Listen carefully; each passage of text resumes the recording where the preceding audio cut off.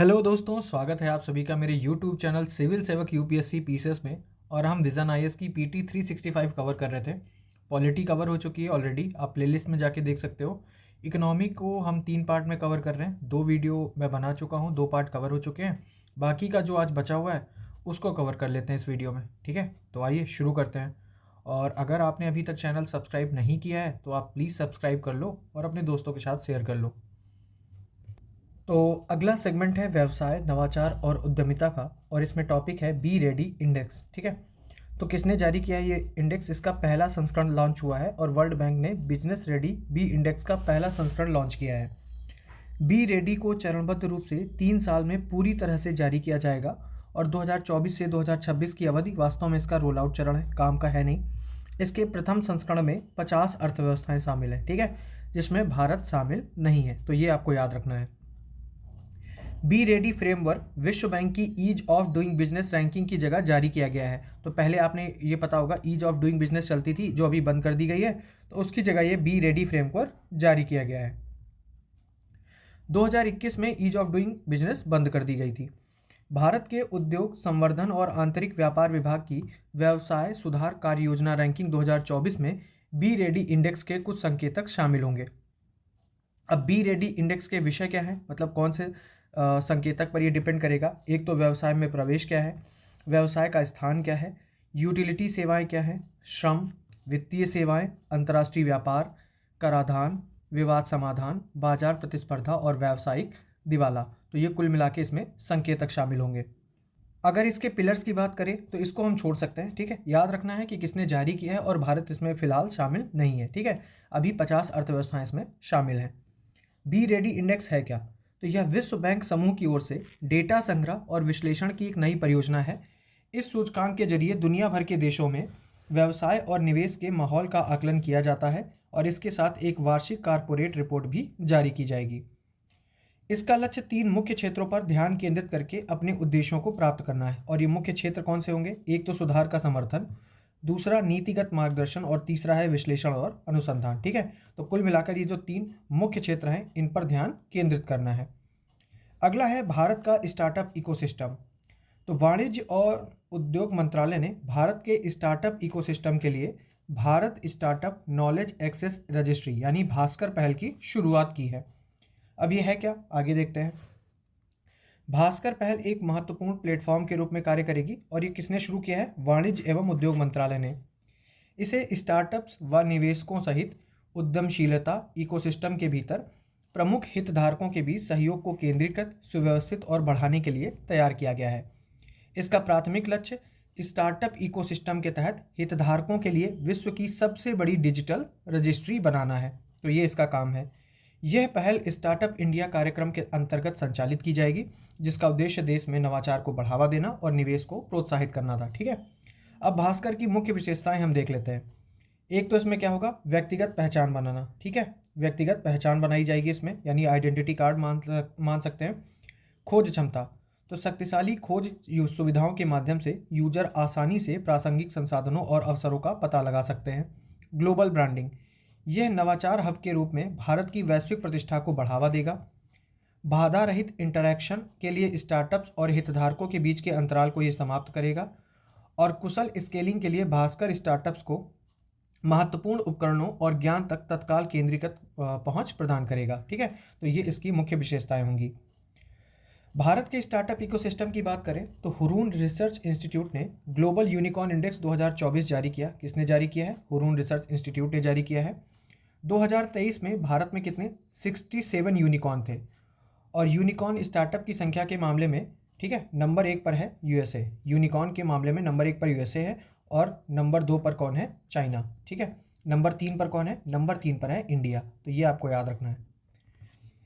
अब किसको कहते हैं यूनिकॉर्न? तो $1 बिलियन या उससे अधिक मूल्य के निजी स्वामित्व वाली कंपनियों को यूनिकॉर्न स्टार्टअप्स कहा जाता है। तो ये याद रखना है, क्राइटेरिया क्या है?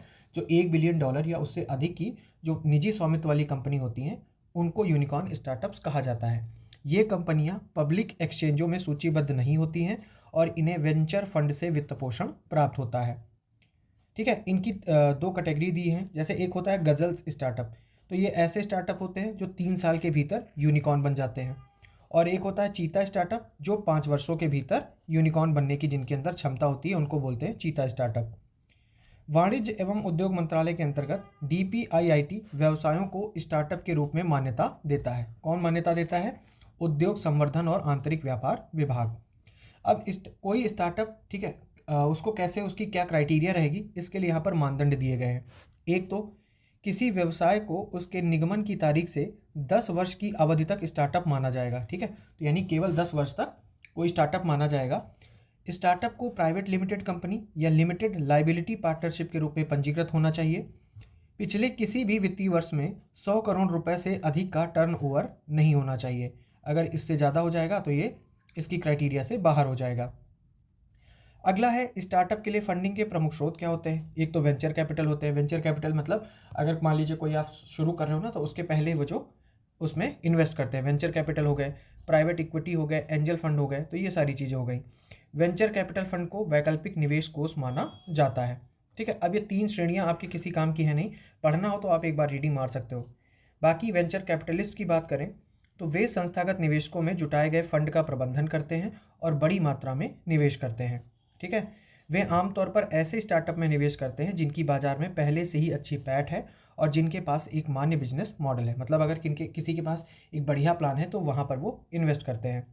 और एंजल निवेशक क्या होते हैं? वे आमतौर पर अपने व्यक्तिगत फंड की लघु मात्रा को शुरुआती चरण वाले ऐसे स्टार्टअप में निवेश करते हैं जो व्यवसाय आरंभ करने की प्रक्रिया में है, ठीक है।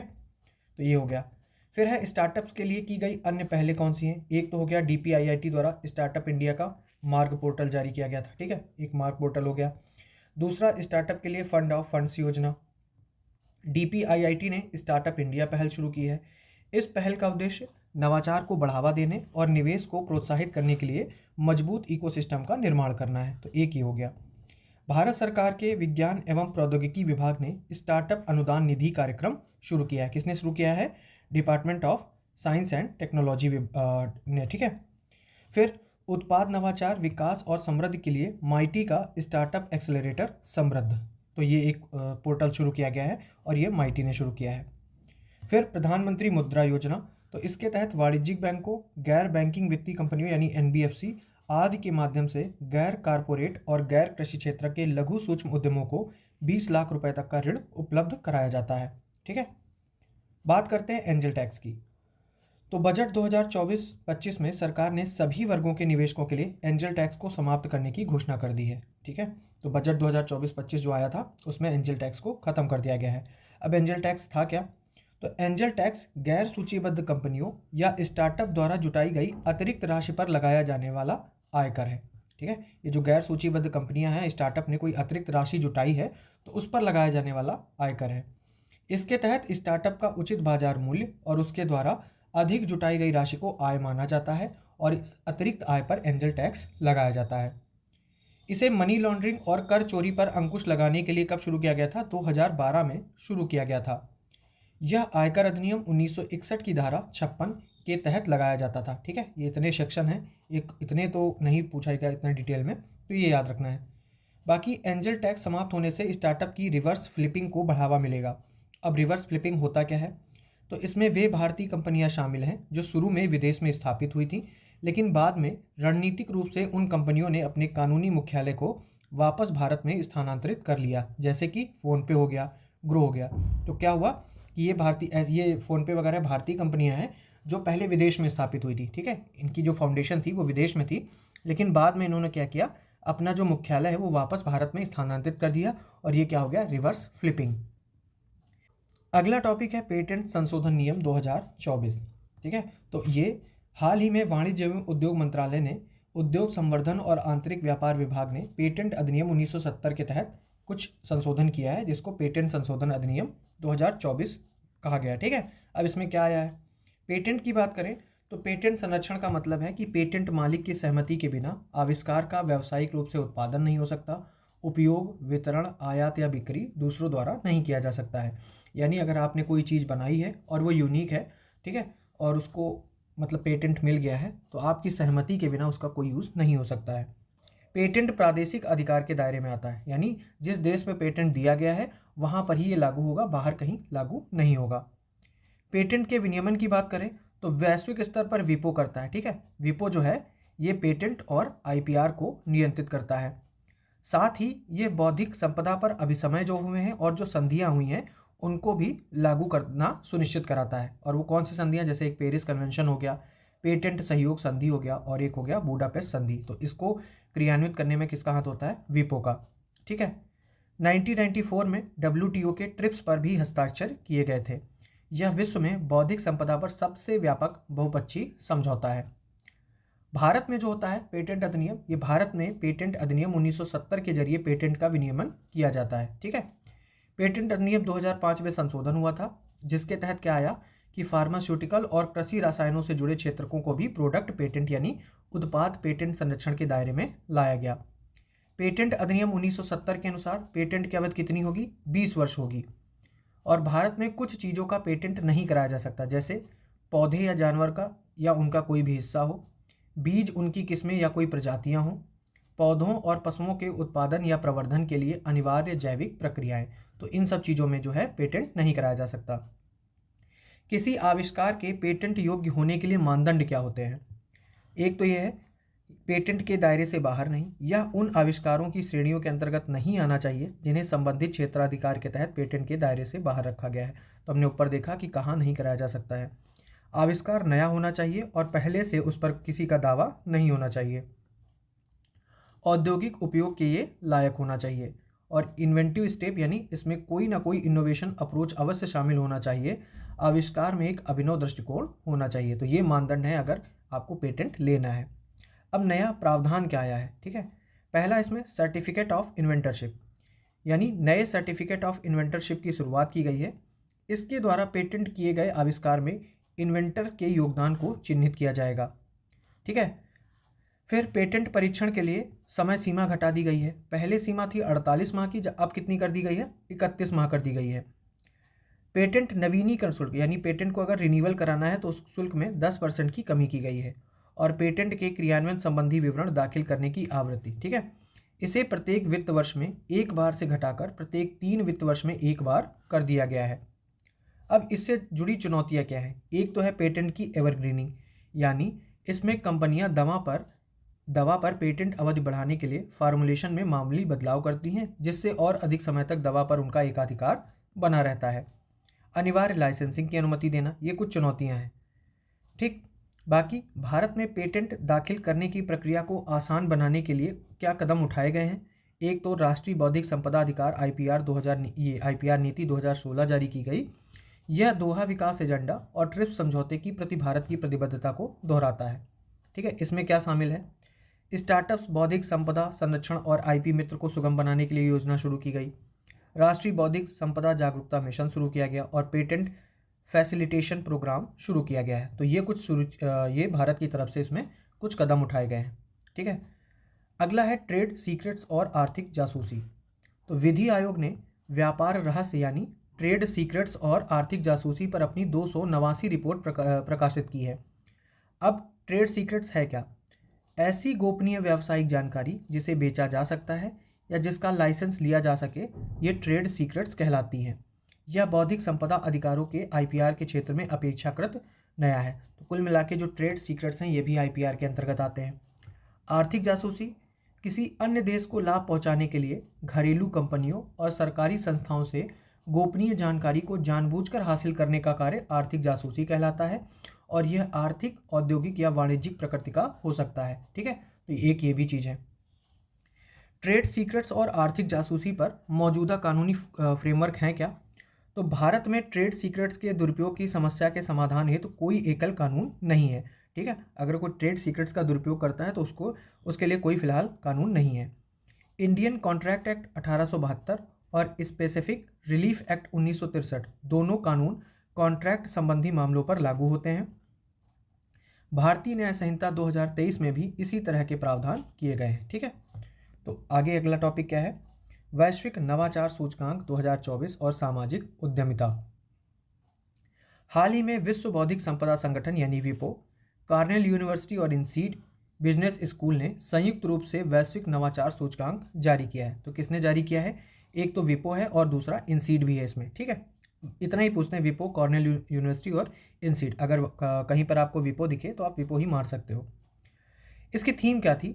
सामाजिक उद्यमिता के वादे को साकार करना। ठीक है, ये इसकी थीम के साथ ये जारी किया गया। और इसके मानदंड क्या है? एक तो संस्थान हो गया, मानव पूंजी और अनुसंधान हो गया। 2019 में से क्वेश्चन पूछे गए थे यूपीएससी में इंडेक्स से रिलेटेड कि उसके क्या मानदंड है या क्या संकेतक, मतलब कौन से संगठक के आधार पर ये बनाया जाता है। ठीक है, तो इसमें संस्थान, मानव पूंजी और अनुसंधान, अवसंरचना, ऋण, निवेश लिंकेज, रचनात्मकता, ज्ञान की प्राप्ति और प्रसार, और रचनात्मक आउटपुट, तो ये सारी चीज़ें इसमें शामिल हैं। पिछले वर्ष की तरह इस वर्ष भी स्विट्जरलैंड पहले स्थान पर है, उसके बाद स्वीडन है। तो नंबर 1 पर स्विट्जरलैंड है, नंबर 2 पर है कौन? स्वीडन, और नंबर 3 पर है यूएसए, नंबर 4 पर है सिंगापुर। आपको नंबर 1 स्थिति याद रखनी है, स्विट्जरलैंड की है। भारत के बारे में अगर हम देखें तो भारत विश्व की 133 अर्थव्यवस्थाओं में 39वें स्थान पर है। ठीक है, तो कुल मिला के क्या है कि इस बार जो निकला इसमें 133 अर्थव्यवस्थाएं शामिल थी, जिसमें भारत की रैंक कितनी थी? 39। ठीक है, 2024 में भारत की रैंक किसमें थी? 39। और 2023 की अगर हम बात करें तो भारत की रैंक कितनी थी? 40, यानी भारत की रैंक में सुधार हुआ है।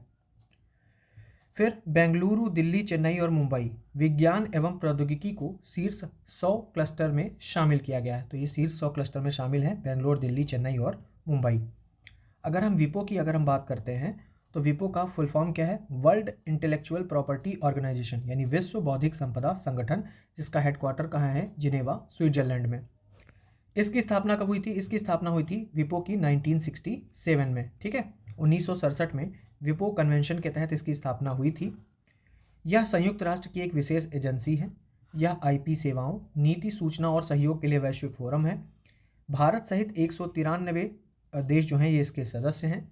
और इसके अधीन कौन सी संधियाँ? एक तो बर्न कन्वेंशन है, वाशिंगटन संधि है, पेरिस कन्वेंशन है, ट्रेडमार्क कानून पर सिंगापुर संधि, ये आदि जो हैं ये विपो के अधीन आती हैं। ठीक है, एक और इंडेक्स था अंतर्राष्ट्रीय बौद्धिक संपदा सूचकांक। ठीक है, इंटरनेशनल इंटेलेक्चुअल प्रॉपर्टी इंडेक्स, यानी आईपी इंडेक्स। ये कौन जारी करता है? यूएसए चैम्बर ऑफ कॉमर्स ने। यूएसए चैम्बर ऑफ कॉमर्स ने ये आईपी इंडेक्स जारी किया है और 12वां संस्करण था इसका।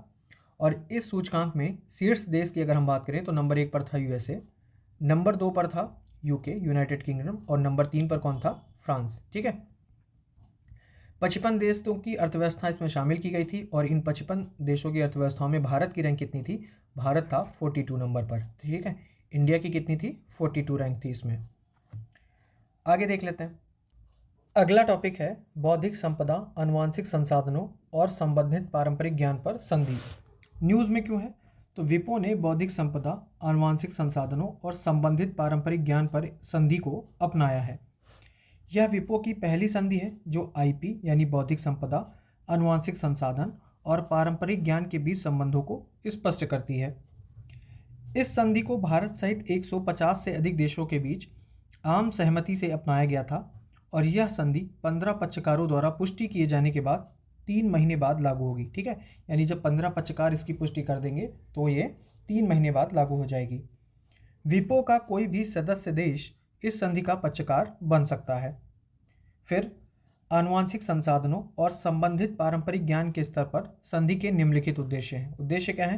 पेटेंट प्रणाली के प्रभाव, पारदर्शिता और गुणवत्ता को बढ़ाना, उन आविष्कारों के लिए गलत तरीके से पेटेंट दिए जाने से रोकना जो नई खोज नहीं है। संधि में देशज या मूलवासी लोगों के अधिकारों पर संयुक्त राष्ट्र घोषणा पत्र यानी यूएन ड्रिप और इन घोषणा पत्र की प्रतिबद्धताओं को स्वीकार किया गया है। कोई काम का नहीं है। बाकी याद रखिएगा जो यूएन ड्रिप है इसको 2007 में संयुक्त राष्ट्र महासभा द्वारा अपनाया गया था और यह संकल्प कानूनी रूप से बाध्यकारी नहीं है। ठीक है, तो इतना फिलहाल ये इंपॉर्टेंट है नहीं ये वाला पॉइंट। अब ये जो संधि है इसके मुख्य प्रावधान क्या है? इसमें कहा गया है अनिवार्य पेटेंट प्रकटीकरण दायित्व यानी पीडीआर्स। तो दावा किए गए आविष्कार में आनुवांशिक संसाधनों के उपयोग होने पर पेटेंट आवेदकों को उन संसाधनों के मूल देश या स्रोत के बारे में बताना होगा। ठीक है, यानी अगर कोई आविष्कार है उसमें आनुवांशिक संसाधनों का उपयोग किया गया है तो ये स्रोत उसका बताना होगा या मूल देश बताना होगा। राष्ट्रीय स्तर पर अनिवार्य कानूनी, प्रशासनिक या नीतिगत फ्रेमवर्क का निर्माण किया जाएगा। सूचना प्रणालियों की स्थापना होगी जैसे आनुवांशिक संसाधनों एवं संबंधित पारंपरिक ज्ञान का डेटाबेस। संधि के प्रत्येक पक्षकार का प्रतिनिधित्व सुनिश्चित करने के लिए उसका एक प्रतिनिधि इस असेंबली में शामिल होगा।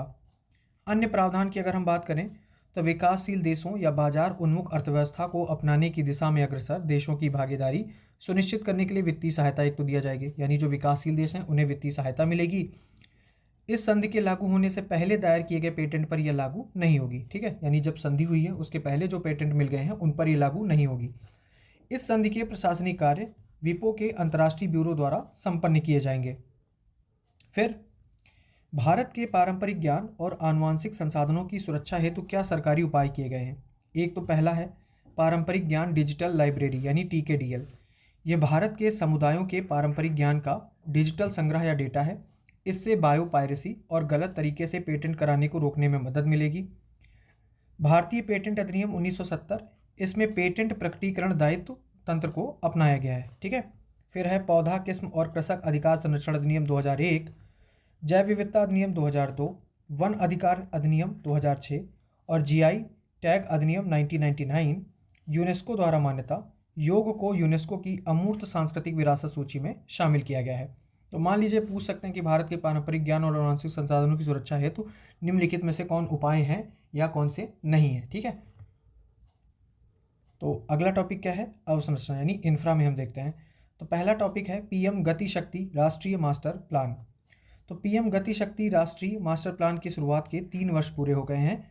गौरतलब है कि PM गति शक्ति राष्ट्रीय मास्टर प्लान को 2021 में आरंभ किया गया था, ठीक है। ये PCS में क्वेश्चन पूछा गया था यूपी में।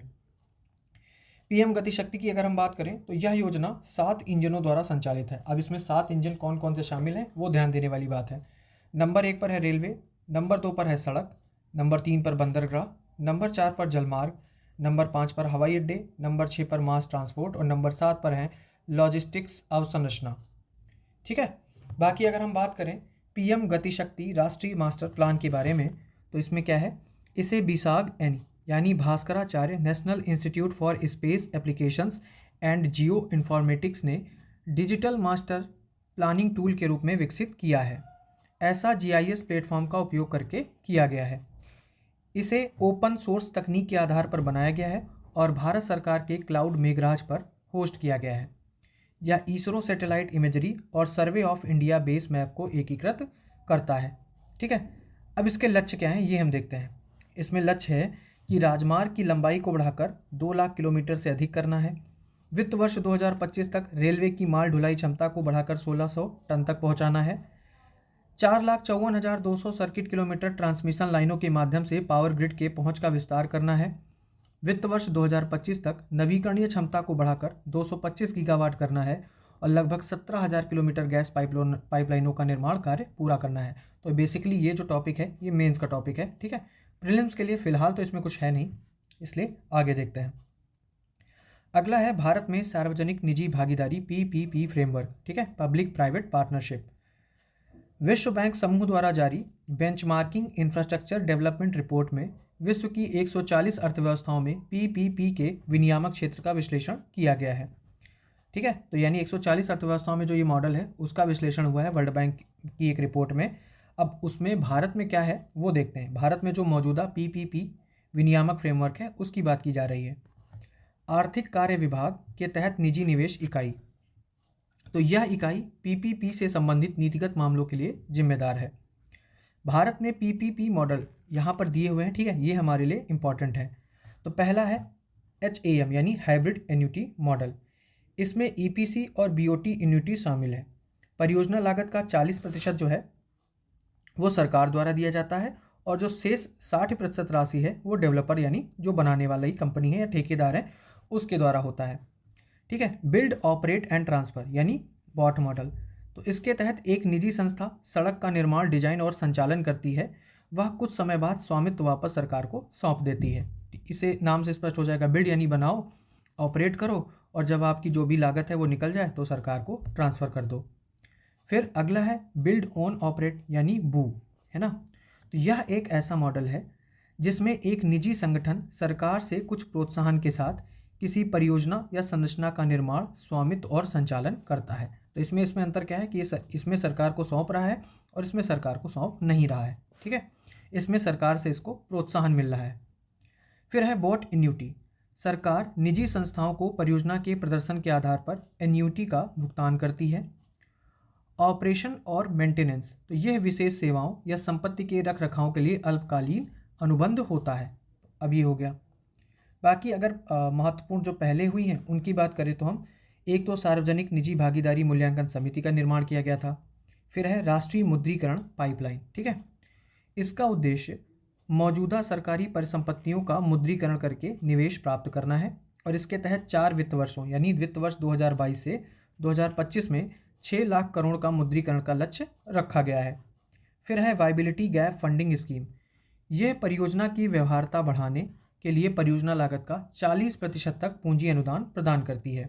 फिर एक तो है प्रत्यक्ष विदेशी निवेश, यानी अधिकतर क्षेत्रों की पीपीपी परियोजनाओं में स्पेशल पर्पज व्हीकल्स की इक्विटी में ऑटोमेटिक रूट के तहत 100% की अनुमति दी गई है एफडीआई में, है ना। तो ये कुछ इंपॉर्टेंट पहले की गई हैं, इसके लिए उसका यहाँ पर वर्णन किया गया है। अगला टॉपिक क्या है, परिसंपत्ति मुद्रीकरण यानी एसेट मोनेटाइजेशन। भारतीय राष्ट्रीय राजमार्ग प्राधिकरण यानी NHAI ने इनविट के जरिए 15,624 करोड़ रुपए प्राप्त किए हैं और यह NHAI द्वारा अब तक का सबसे बड़ा मुद्रीकरण है। बात करते हैं परिसंपत्ति मुद्रीकरण होता क्या है। तो परिसंपत्ति मुद्रीकरण अप्रयुक्त या कम उपयोग की गई सार्वजनिक परिसंपत्तियों के आर्थिक मूल्य का आकलन करके सरकार और उसकी संस्थाओं के लिए राजस्व के नए स्रोत प्राप्त करने की एक प्रक्रिया है। किसी सार्वजनिक निकाय के स्वामित्व वाली किसी भी संपत्ति को सार्वजनिक परिसंपत्ति कहा जाता है, जैसे सड़क, हवाई अड्डे, पाइपलाइन और ठीक है बाकी सारी चीज़ जो इंफ्रा में आती हैं। परिसंपत्ति मुद्रीकरण का सुझाव पहली बार 2012 में विजय केलकर की अध्यक्षता में गठित एक समिति ने दिया था। परिसंपत्ति मुद्रीकरण की घोषणा केंद्रीय बजट 2021-22 में राष्ट्रीय मुद्रीकरण पाइपलाइन के जरिए की गई थी। इसकी प्रक्रिया क्या है, तो इसमें क्या है, परिसंपत्ति मुद्रीकरण में निर्धारित अवधि के लिए निजी क्षेत्र की इकाई को प्रदान की गई सरकारी स्वामित्व वाली परिसंपत्ति का लाइसेंस पट्टा शामिल होता है, ठीक है। यानी इसमें क्या होता है, एक मान लीजिए 5 साल के लिए प्राइवेट सेक्टर को जो सरकारी स्वामित्व वाली कोई कंपनी है उसका पट्टा दे दिया जाता है ना। फिर भुगतान के बदले परिसंपत्ति उपयोग के अधिकारों का हस्तांतरण एक रियायती समझौते द्वारा शासित होता है। तो ये सारी चीज़ें होती हैं। अब इसके तहत जो पहले की गई हैं, एक तो है राष्ट्रीय मुद्रीकरण पाइपलाइन। सरकार ने अपनी ब्राउनफील्ड अवसंरचना परिसंपत्तियों के मुद्रीकरण के लिए 13 क्षेत्रकों की पहचान की है। अब ये आपने जो स्कीम है ना राष्ट्रीय मुद्रीकरण पाइपलाइन, ये बहुत बड़ी होगी, ठीक है। अब इसमें क्या है, ब्राउनफील्ड कौन सी होती हैं परियोजनाएं, जो पहले से बनी हुई है, ठीक है। ग्रीनफील्ड होती हैं जिनकी शुरुआत करनी यानी नई संरचना है, अवसंरचना है। और ब्राउनफील्ड मतलब जो पुरानी अवसंरचना है उनको रीइनोवेट करना है। अगला है इंडस्ट्रियल पार्क्स, ठीक है, औद्योगिक पार्क। तो केंद्रीय बजट 2024-25 में 12 औद्योगिक पार्क स्थापित करने का प्रस्ताव किया गया। इन 12 औद्योगिक पार्कों को राष्ट्रीय औद्योगिक गलियारा विकास कार्यक्रम के तहत मंजूरी दी जाएगी। अगर आप मेंस में आंसर राइटिंग कर रहे होगे, इसके एक मतलब इस पे अगर कुछ क्वेश्चन आता है तो आपको ये मैप बना देना चाहिए, ठीक है। इसकी एक बार प्रैक्टिस करेंगे 1-2 बार तो ये आपको पता चल जाएगा। औद्योगिक पार्क की अगर हम बात करें तो औद्योगिक पार्क ऐसे आर्थिक क्षेत्र होते हैं जिन्हें विशेष रूप से औद्योगिक गतिविधियों के समूह को समायोजित करने के लिए विकसित किया जाता है, जैसे आंध्र प्रदेश का श्री सिटी विशेष आर्थिक क्षेत्र, ठीक है। मतलब औद्योगिक गतिविधियों के लिए इनका समायोजन किया जाता है, वो होते हैं औद्योगिक पार्क। अब राष्ट्रीय औद्योगिक गलियारा विकास कार्यक्रम, ये हमारे लिए इम्पोर्टेंट है। तो इसके तहत औद्योगिक गलियारा परियोजनाओं का विकास किया जाएगा। इन परियोजनाओं का उद्देश्य भविष्य के औद्योगिक शहरों को विकसित करना है, ठीक है। इसके तहत 11 औद्योगिक गलियारे विकसित किए जा रहे हैं और जिसमें 32 परियोजनाएं शामिल होगी। पहला जो औद्योगिक गलियारा था जो था दिल्ली मुंबई औद्योगिक गलियारा, इसे 2007 में इसके विकास को मंजूरी दे दी गई थी। बाकी किसके द्वारा ये क्रियान्वित किया जा रहा है, तो इस कार्यक्रम को राष्ट्रीय औद्योगिक गलियारा विकास और कार्यान्वयन ट्रस्ट तथा राष्ट्रीय औद्योगिक गलियारा विकास निगम लिमिटेड NICDC द्वारा कार्यान्वित किया जा रहा है। आगे है इसमें कि केंद्रीय वित्त मंत्री की अध्यक्षता में शीर्ष निगरानी प्राधिकरण कार्यान्वयन की समीक्षा करता है। बाकी ये औद्योगिक गलियारे दिए हैं 11, ठीक है, और ये पूछने की उम्मीद है नहीं, आपको देखना हो तो आप एक बार रीडिंग ले सकते हो। संबंधित सुर्खियों की अगर हम बात करें तो केंद्रीय मंत्रिमंडल ने राष्ट्रीय औद्योगिक गलियारा विकास कार्यक्रम के तहत 12 नए औद्योगिक नोड्स या शहरों को मंजूरी दी है। अब 12 नए औद्योगिक नोड्स और शहरों के बारे में हम देखें तो ये 12 नए औद्योगिक नोड्स क्षेत्र रणनीतिक रूप से 10 राज्यों में अवस्थित हैं और 6 प्रमुख गलियारों से जुड़े हुए हैं। अब यहाँ पर क्या पूछ सकते हैं कि ये जो है मतलब एक तो राज्य और ये जो क्षेत्र हैं वो कहाँ से संबंधित है। जैसे खुरपिया कहाँ से संबंधित है, उत्तराखंड से, है ना। तो ऐसे भी याद रखिएगा, उत्तराखंड का खुरपिया, पंजाब का राजपुरा पटियाला, महाराष्ट्र के दिघी, केरल के पलक्कड़, उत्तर प्रदेश के आगरा और प्रयागराज, बिहार के गया, तेलंगाना के जहीराबाद, आंध्र प्रदेश के ओरवाकल और कोपरथी तथा राजस्थान के जोधपुर पाली में स्थित होंगे। तो यहाँ से एक तो ये मैचिंग वाला क्वेश्चन बन सकता है, ठीक है। और दूसरा बन सकता है कि भाई ये कितने राज्यों में, मतलब स्टेटमेंट वाइज अगर हम देखें तो ये पूछ सकते हैं कि ये 12 नए जो औद्योगिक नोड्स हैं ये कितने राज्यों में स्थित हैं, मतलब ऐसे दे देंगे कि 10 राज्यों में स्थित है, स्टेटमेंट होगा। दूसरा हो सकता है कि उत्तर प्रदेश और आंध्र प्रदेश में 2 जगह पर यानी 2 शहरों में औद्योगिक नोड्स या शहरों का निर्माण किया जाएगा। तो एक स्टेटमेंट ये भी बन जाएगा, क्योंकि उत्तर प्रदेश में देखिए आगरा और प्रयागराज, बाकी आंध्र प्रदेश के ओरवाकल और कोपरथी में, ठीक है।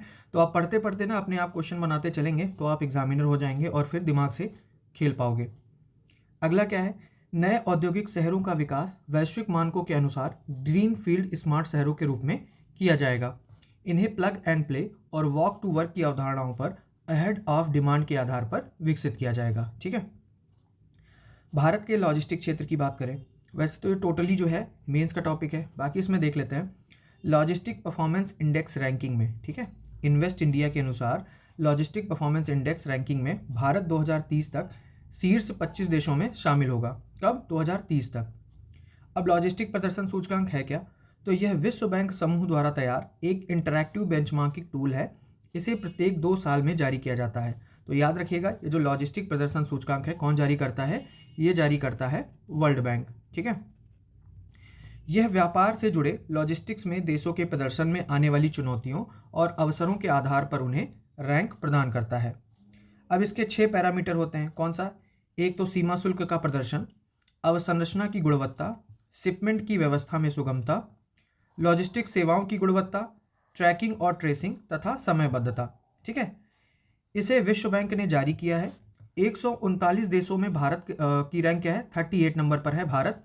2018 में भारत 44वें नंबर पर था, ठीक है। इस तरह भारत की रैंकिंग में 6 स्थानों का सुधार हुआ है। तो कुल मिला के ये प्रत्येक 2 साल में जारी होता है, वर्ल्ड बैंक इसको जारी करता है, ठीक है।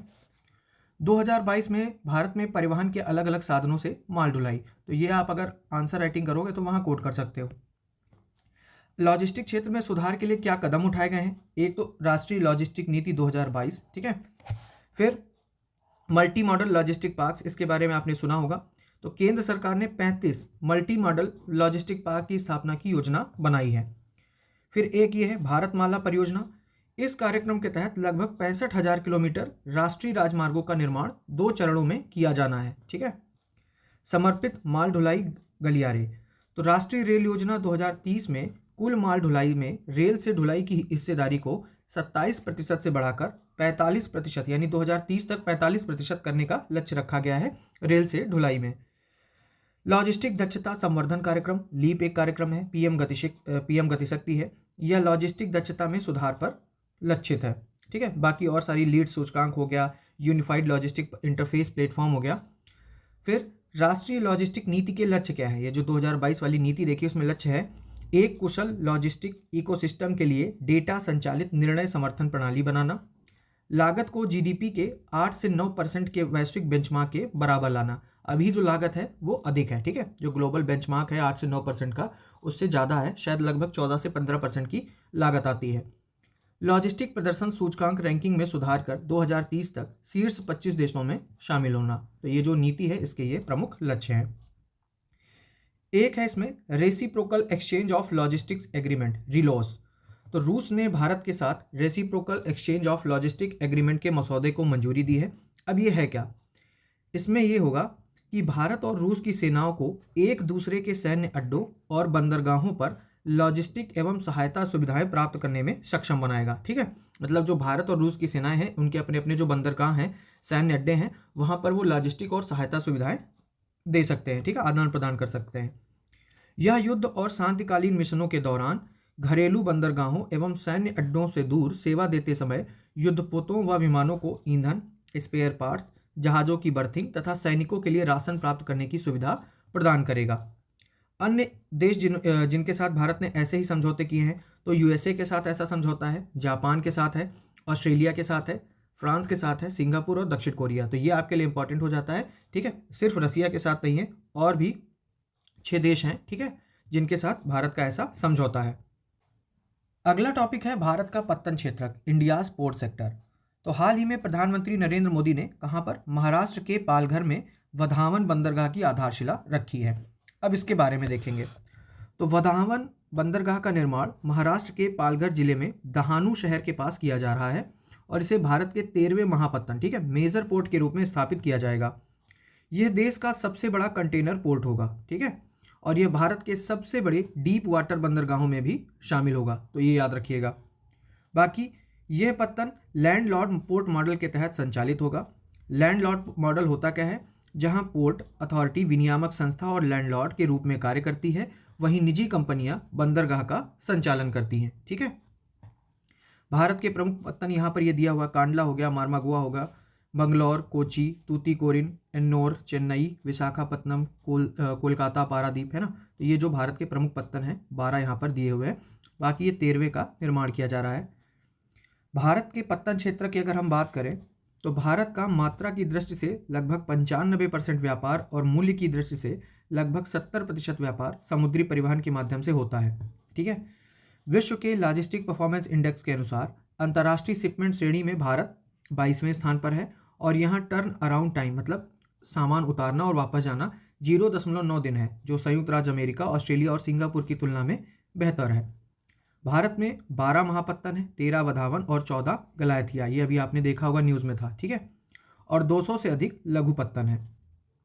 भारत का सबसे पुराना महापत्तन कौन है, कोलकाता बंदरगाह है। इसका नाम अब श्यामा प्रसाद मुखर्जी पत्तन रखा गया है और यह भारत का एकमात्र नदी महापत्तन है, ठीक है, तो ये याद रखना। मुंबई पोर्ट भारत का सबसे बड़ा प्राकृतिक पत्तन और हार्बर है। कामराजर पत्तन और एन्नोर पोर्ट तमिलनाडु में स्थित है और यह भारत का एकमात्र निगमित महापत्तन है। यह पत्तन एक कंपनी के रूप में पंजीकृत है। ऐसा क्वेश्चन 2023 में यूपीएससी ने पूछा था, ठीक है, और ये जो चीज़ें हैं ये इंडिया एयर बुक में कोट कर दी गई थी, वहाँ से ही सीधी लाइन टू लाइन उठा के रख दी गई थी। अब बड़े बंदरगाह और लघु बंदरगाह में अंतर क्या होता है, तो बड़े बंदरगाह में महापत्तनों का प्रशासन सीधे केंद्र सरकार द्वारा किया जाता है, जबकि लघु पत्तन संबंधित राज्य सरकारों के क्षेत्राधिकार में आते हैं। भारत के महापत्तनों का विनियमन, संचालन और योजना निर्माण महापत्तन प्राधिकरण अधिनियम 2021 के तहत किया जाता है। लघु पत्तन भारतीय पत्तन अधिनियम 1908 के तहत शासित होते हैं, ठीक है। महापत्तनों का संचालन संबंधित महापत्तन प्राधिकरण तथा लैंडलॉर्ड मॉडल के आधार पर होता है और यहाँ पर राज्य विभाग या राज्य समुद्री बोर्ड द्वारा ये विनियमित किए जाते हैं। तो ये सारी चीज़ें इसमें। बाकी भारत में बंदरगाह क्षेत्र के लिए पहले कौन सी शुरू की गई हैं, तो एक हो गया सागरमाला कार्यक्रम, 2015 में ये प्रोग्राम शुरू किया गया था, ठीक है। फिर है समुद्री अमृतकाल विजन 2047, इसे पत्तन, पोत परिवहन और जलमार्ग मंत्रालय द्वारा तैयार किया गया है, जिसका उद्देश्य क्या है, विश्व स्तरीय बंदरगाहों का विकास करना तथा अंतर्देशीय जल परिवहन, तटीय शिपिंग और संधारणीय समुद्री क्षेत्र को बढ़ावा देना। राष्ट्रीय लॉजिस्टिक पोर्टल, यह सूचना प्रौद्योगिकी आधारित प्लेटफॉर्म है। फिर है एक सागर मंथन, तो यह एक डिजिटल प्लेटफॉर्म है। यह पत्तन, पोत परिवहन और जलमार्ग मंत्रालय द्वारा तथा उसके संगठनों के लिए real time performance monitoring dashboard प्रदान करता है, ठीक है। फिर है सागर सेतु, तो यह एक मोबाइल ऐप है, ठीक। आगे देखते हैं पत्तन क्षेत्र से संबंधित अन्य महत्वपूर्ण घटनाक्रम। एक है भारतीय भूमि पत्तन प्राधिकरण, तो हाल ही में केंद्रीय गृह मंत्री ने भारतीय भूमि पत्तन प्राधिकरण द्वारा निर्मित नए यात्री टर्मिनल भवन और मैत्री द्वार का उद्घाटन किया है। अब भारतीय भूमि पत्तन प्राधिकरण है क्या, तो LPAI गृह मंत्रालय के सीमा प्रबंधन विभाग के अंतर्गत एक वैधानिक निकाय है, ठीक है। कैसा है ये, वैधानिक निकाय है। यह भूमि पत्तन के संचालन और प्रशासन से संबंधित कार्यों के लिए जिम्मेदार है। भूमि पत्तन अंतर्राष्ट्रीय सीमाओं पर स्थित ऐसे क्षेत्र होते हैं जिन्हें भूमि सीमा शुल्क स्टेशन या आवर्जन जांच चौकियों के रूप में अधिसूचित किया जाता है। यहाँ यात्रियों और माल की निकासी एवं परिवहन की सुविधाएं उपलब्ध होती हैं। LPAI भारत की भू सीमाओं पर एकीकृत चेकपोस्ट की स्थापना, संचालन और प्रबंधन के लिए भी जिम्मेदार होता है, ठीक है। अगला है मर्मागांव पत्तन प्राधिकरण, तो तो मर्मागुआओ पत्तन प्राधिकरण को एनवायरमेंटल शिप इंडेक्स प्लेटफॉर्म पर प्रोत्साहन प्रदाता के रूप में सूचीबद्ध होने के बाद विश्व स्तर पर मान्यता मिल गई है। अब ये है क्या मर्मागुआओ पत्तन, तो ये कहाँ है, ये गोवा में स्थित है। ठीक है, भारत का एक महापत्तन है, गोवा में है जो। यह ईएसआई के माध्यम से ग्रीन शिप इंसेंटिव्स यानी हरित श्रेय योजना शुरू करने वाला भारत का पहला पत्तन है। तो ये याद रखिएगा, हरित श्रेय योजना शुरू करने वाला भारत का पहला पत्तन कौन सा है, मर्मागुआओ। हरित श्रेय योजना है क्या, तो ये 2023 में शुरू की गई थी। इसके तहत अनुकूल ईएसआई स्कोर वाले जहाज़ों को प्रोत्साहित किया जाता है, साथ ही डीकार्बोनाइजेशन और ग्रीन शिपिंग को भी बढ़ावा दिया जाता है। इन्वायरमेंटल शिप इंडेक्स प्लेटफॉर्म की अगर हम बात करें तो ईएसआई को 2011 से अंतर्राष्ट्रीय पत्तन एवं बंदरगाह संघ द्वारा प्रकाशित किया जाता है। यह उन जहाज़ों की पहचान करता है जो अंतर्राष्ट्रीय समुद्री संगठन के वर्तमान उत्सर्जन मानकों द्वारा तय सीमा की तुलना में वायु उत्सर्जन को कम करने में बेहतर प्रदर्शन करते हैं। ठीक है, तो ये रहा ईएसआई प्लेटफॉर्म। एक अगला कॉन्सेप्ट आया है ड्राई पोर्ट। ठीक है, ये बीपीएससी में भी क्वेश्चन पूछा गया था। पटना के निकट बिहटा में बिहार के पहले शुष्क बंदरगाह का उद्घाटन किया गया है। अब शुष्क बंदरगाह क्या होता है, इन्हें अंतर्देशीय बंदरगाह यानी इनलैंड पोर्ट के रूप में भी जाना जाता है। ये वास्तव में अंतर्देशीय टर्मिनल होते हैं। इनका उद्देश्य रेल या सड़क मार्ग से समुद्री बंदरगाह को कनेक्टिविटी प्रदान करना है। ठीक है, इनमें अंतर्देशीय container depot, container freight station या एयर फ्रेट स्टेशन आदि शामिल होता है। इसका मुख्य लाभ क्या होता है, ये बंदरगाह भू आबद्ध राज्यों क्षेत्रों से अंतर्राष्ट्रीय व्यापार के लिए अधिक दक्ष और किफ़ायती सुविधा प्रदान करते हैं, तटीय बंदरगाहों पर बोझ कम करते हैं और ये यातायात की भीड़ को कम करते हैं और दक्षता में सुधार लाते हैं। ठीक है, तो ये हो गया। फिर एक कंटेनर पोर्ट प्रदर्शन सूचकांक है। इसे किसने जारी किया है, विश्व बैंक और S&P ग्लोबल मार्केट इंटेलिजेंस ने ये सूचकांक जारी किया है। कंटेनर पोर्ट प्रदर्शन सूचकांक 2023 में टॉप के जो 100 वैश्विक बंदरगाह हैं उसमें 9 भारतीय बंदरगाह शामिल किए गए हैं और इसमें सर्वोच्च रैंकिंग जिसने प्राप्त की है वो है चीन का यांगशान पोर्ट। ठीक है, चीन का यांगशान पोर्ट इसमें टॉप रैंकिंग उसने हासिल की है। फिर अगला टॉपिक है भारतीय रेलवे की सुरक्षा, तो इंडियन रेलवे सेफ्टी। अब यहाँ पर हमें कुछ ज़्यादा जानकारी लेने की जरूरत नहीं कि कितनी दुर्घटनाएं हुई हैं, ये सब तो प्रीलिम्स में ऐसे नहीं पूछेगा।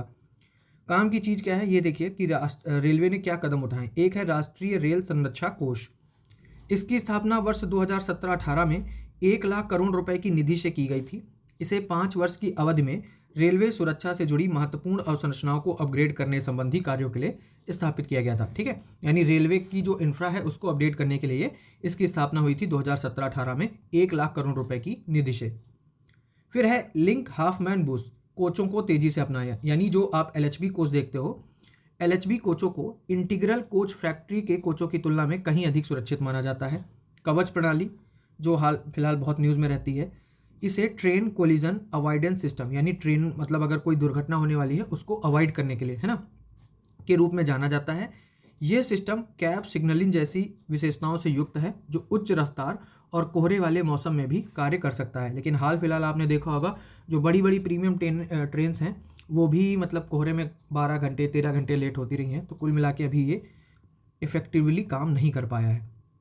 रेलवे सुरक्षा आयोग की बात करें तो इसका मुख्यालय कहाँ है, लखनऊ उत्तर प्रदेश में। इसका नाम पहले रेलवे निरीक्षणालय था। इसे 1961 में रेलवे सुरक्षा आयोग के रूप में नामित किया गया। नागरिक उड्डयन मंत्रालय जो है ये इसके अंतर्गत आता है।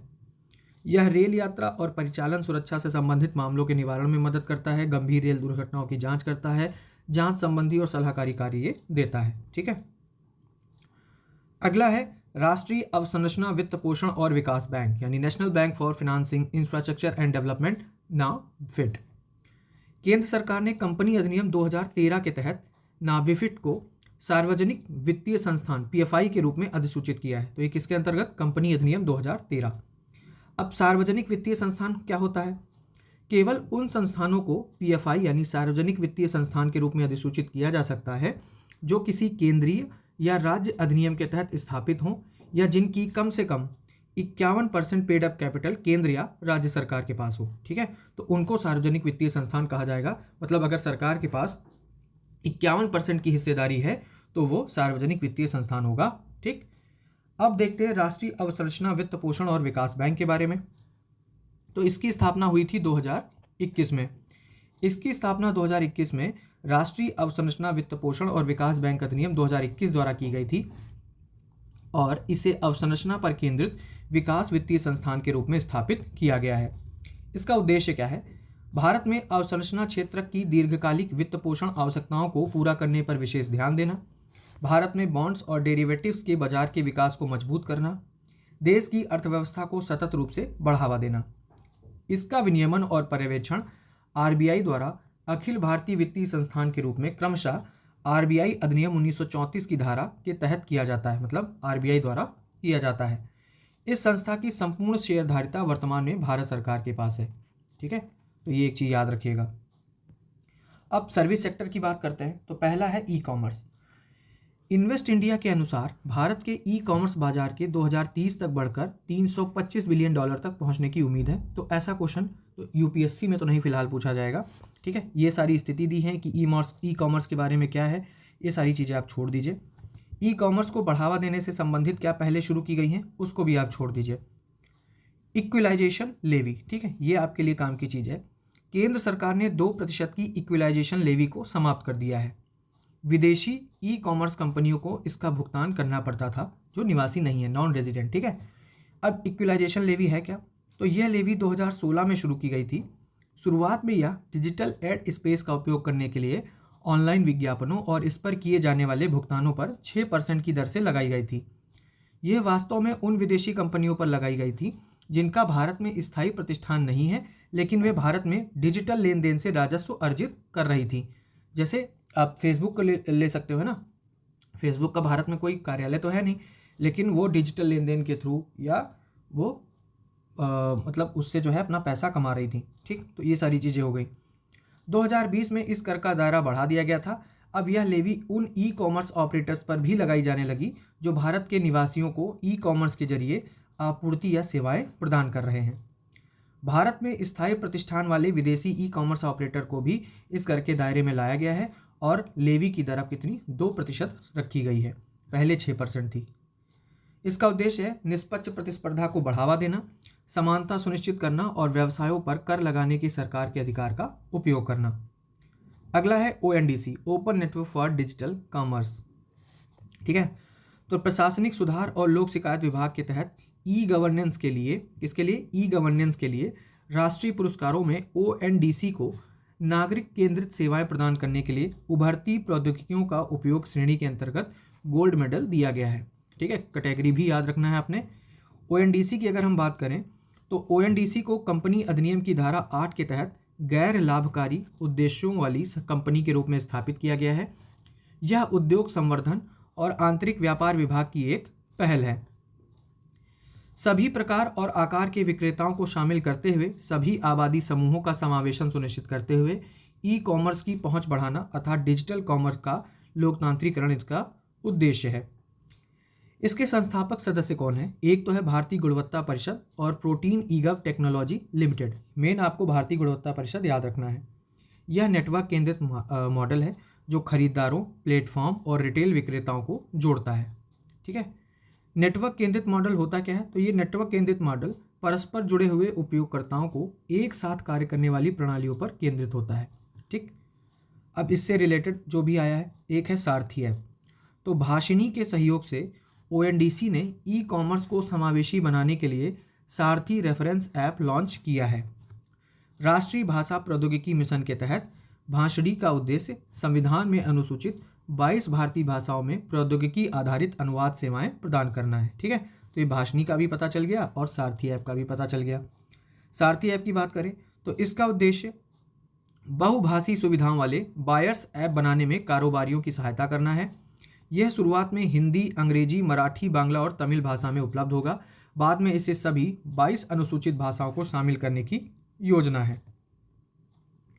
फिर एंटी ट्रस्ट कानून की हम अगर बात करें तो हाल ही में भारतीय प्रतिस्पर्धा आयोग ने एंटी ट्रस्ट गतिविधियों पर जांच की है और इस जांच में यह पाया है कि अमेजन और फ्लिपकार्ट ने एक्सक्लूसिव लॉन्च की पेशकश करके चुनिंदा विक्रेताओं को वरीयता देकर तथा कुछ लिस्टिंग्स को प्राथमिकता प्रदान करके स्थानीय प्रतिस्पर्धा कानूनों का उल्लंघन किया है। मतलब ये दिखाया कि भाई एक्सक्लूसिव मतलब ये हमारे पास लेटेस्ट है। ठीक है, और उसमें उन्होंने चुनिंदा विक्रेताओं को मतलब जैसे आता है ना वीआईपी मेंबरशिप, या जो मेंबरशिप आप खरीदते हो तो आपको उसका फ़ायदा मिलता है।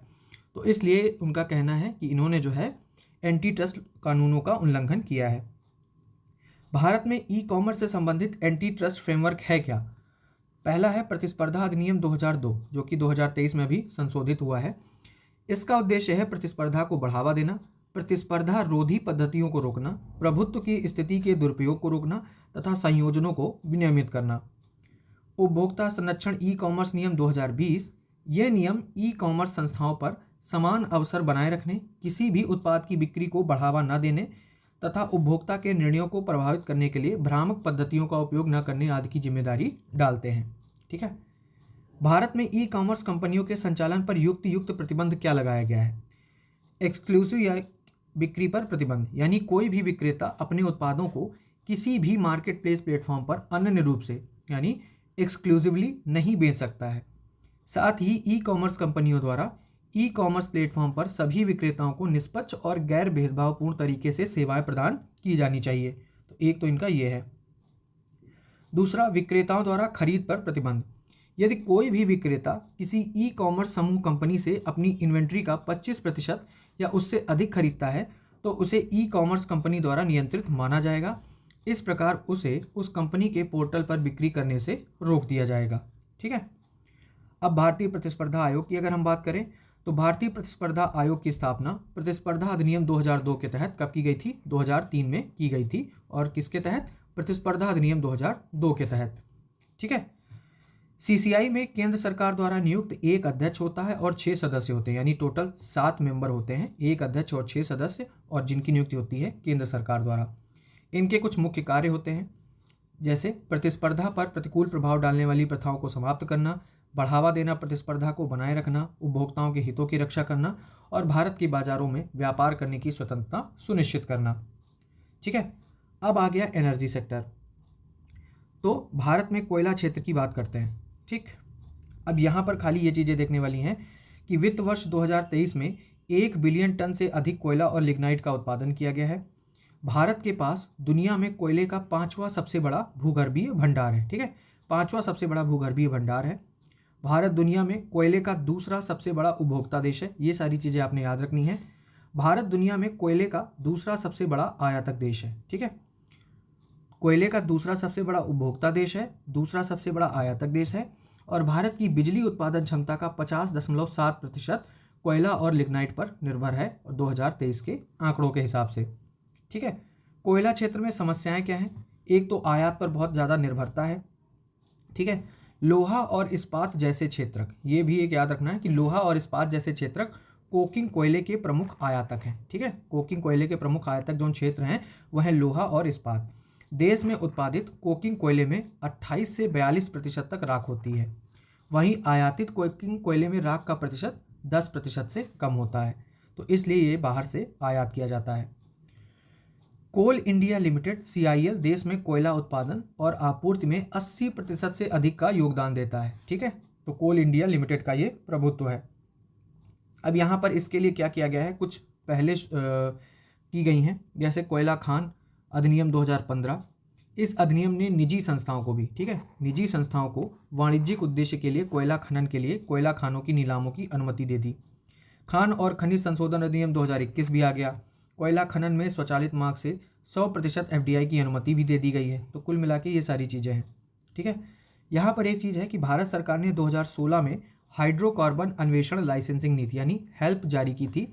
राजस्व साझाकरण मॉडल उत्पादन साझाकरण अनुबंध को प्रतिस्थापित करता है। हेल्प नीति याद रखना है, इसको डिटेल में आप पढ़ लेना। ठीक है।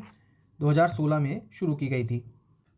अब इसमें आगे कोयले के बारे में दिया है। तो कोयला आसानी से जलने वाली काले या भूरे रंग की तलछटी चट्टान है जो मुख्य रूप से कार्बन से बनी होती है। कोयले का आरंभिक रूप क्या है? ये पीट है। ठीक है। और पीट एक नरम कार्बनिक पदार्थ है जिसमें आंशिक रूप से अपघटित वनस्पतियां और खनिज पदार्थ होते हैं। भारत में पाई जाने वाली कोयले की अगर हम किस्मों की बात करें तो पहला है एंथ्रेसाइट। यह कोयले का उच्चतम ग्रेड है जिसमें उच्च प्रतिशत में स्थिर कार्बन होता है, मतलब ये सबसे बढ़िया क्वालिटी का एंथ्रेसाइट है, मतलब कोयला है जिसको एंथ्रेसाइट बोलते हैं। यह कठोर, भंगुर, काला और चमकदार होता है और यह जम्मू कश्मीर के कुछ भाग में कम मात्रा में पाया जाता है। बिटुमिनस यह मध्यम ग्रेड का कोयला है जिसमें उच्च हीटिंग क्षमता होती है। ये भारत में बिजली उत्पादन के लिए सबसे अधिक उपयोग किया जाने वाला कोयला है। तो ये आपको याद रखना है कि भारत में बिजली उत्पादन के लिए जो सबसे अधिक उपयोग किया जाता है कोयला वो कौन सा है, बिटुमिनस। सब बिटुमिनस की बात करें तो ये काले रंग का होता है और चमकदार नहीं होता। इसमें लिग्नाइट से अधिक उच्च हीटिंग गुण होता है, ठीक है।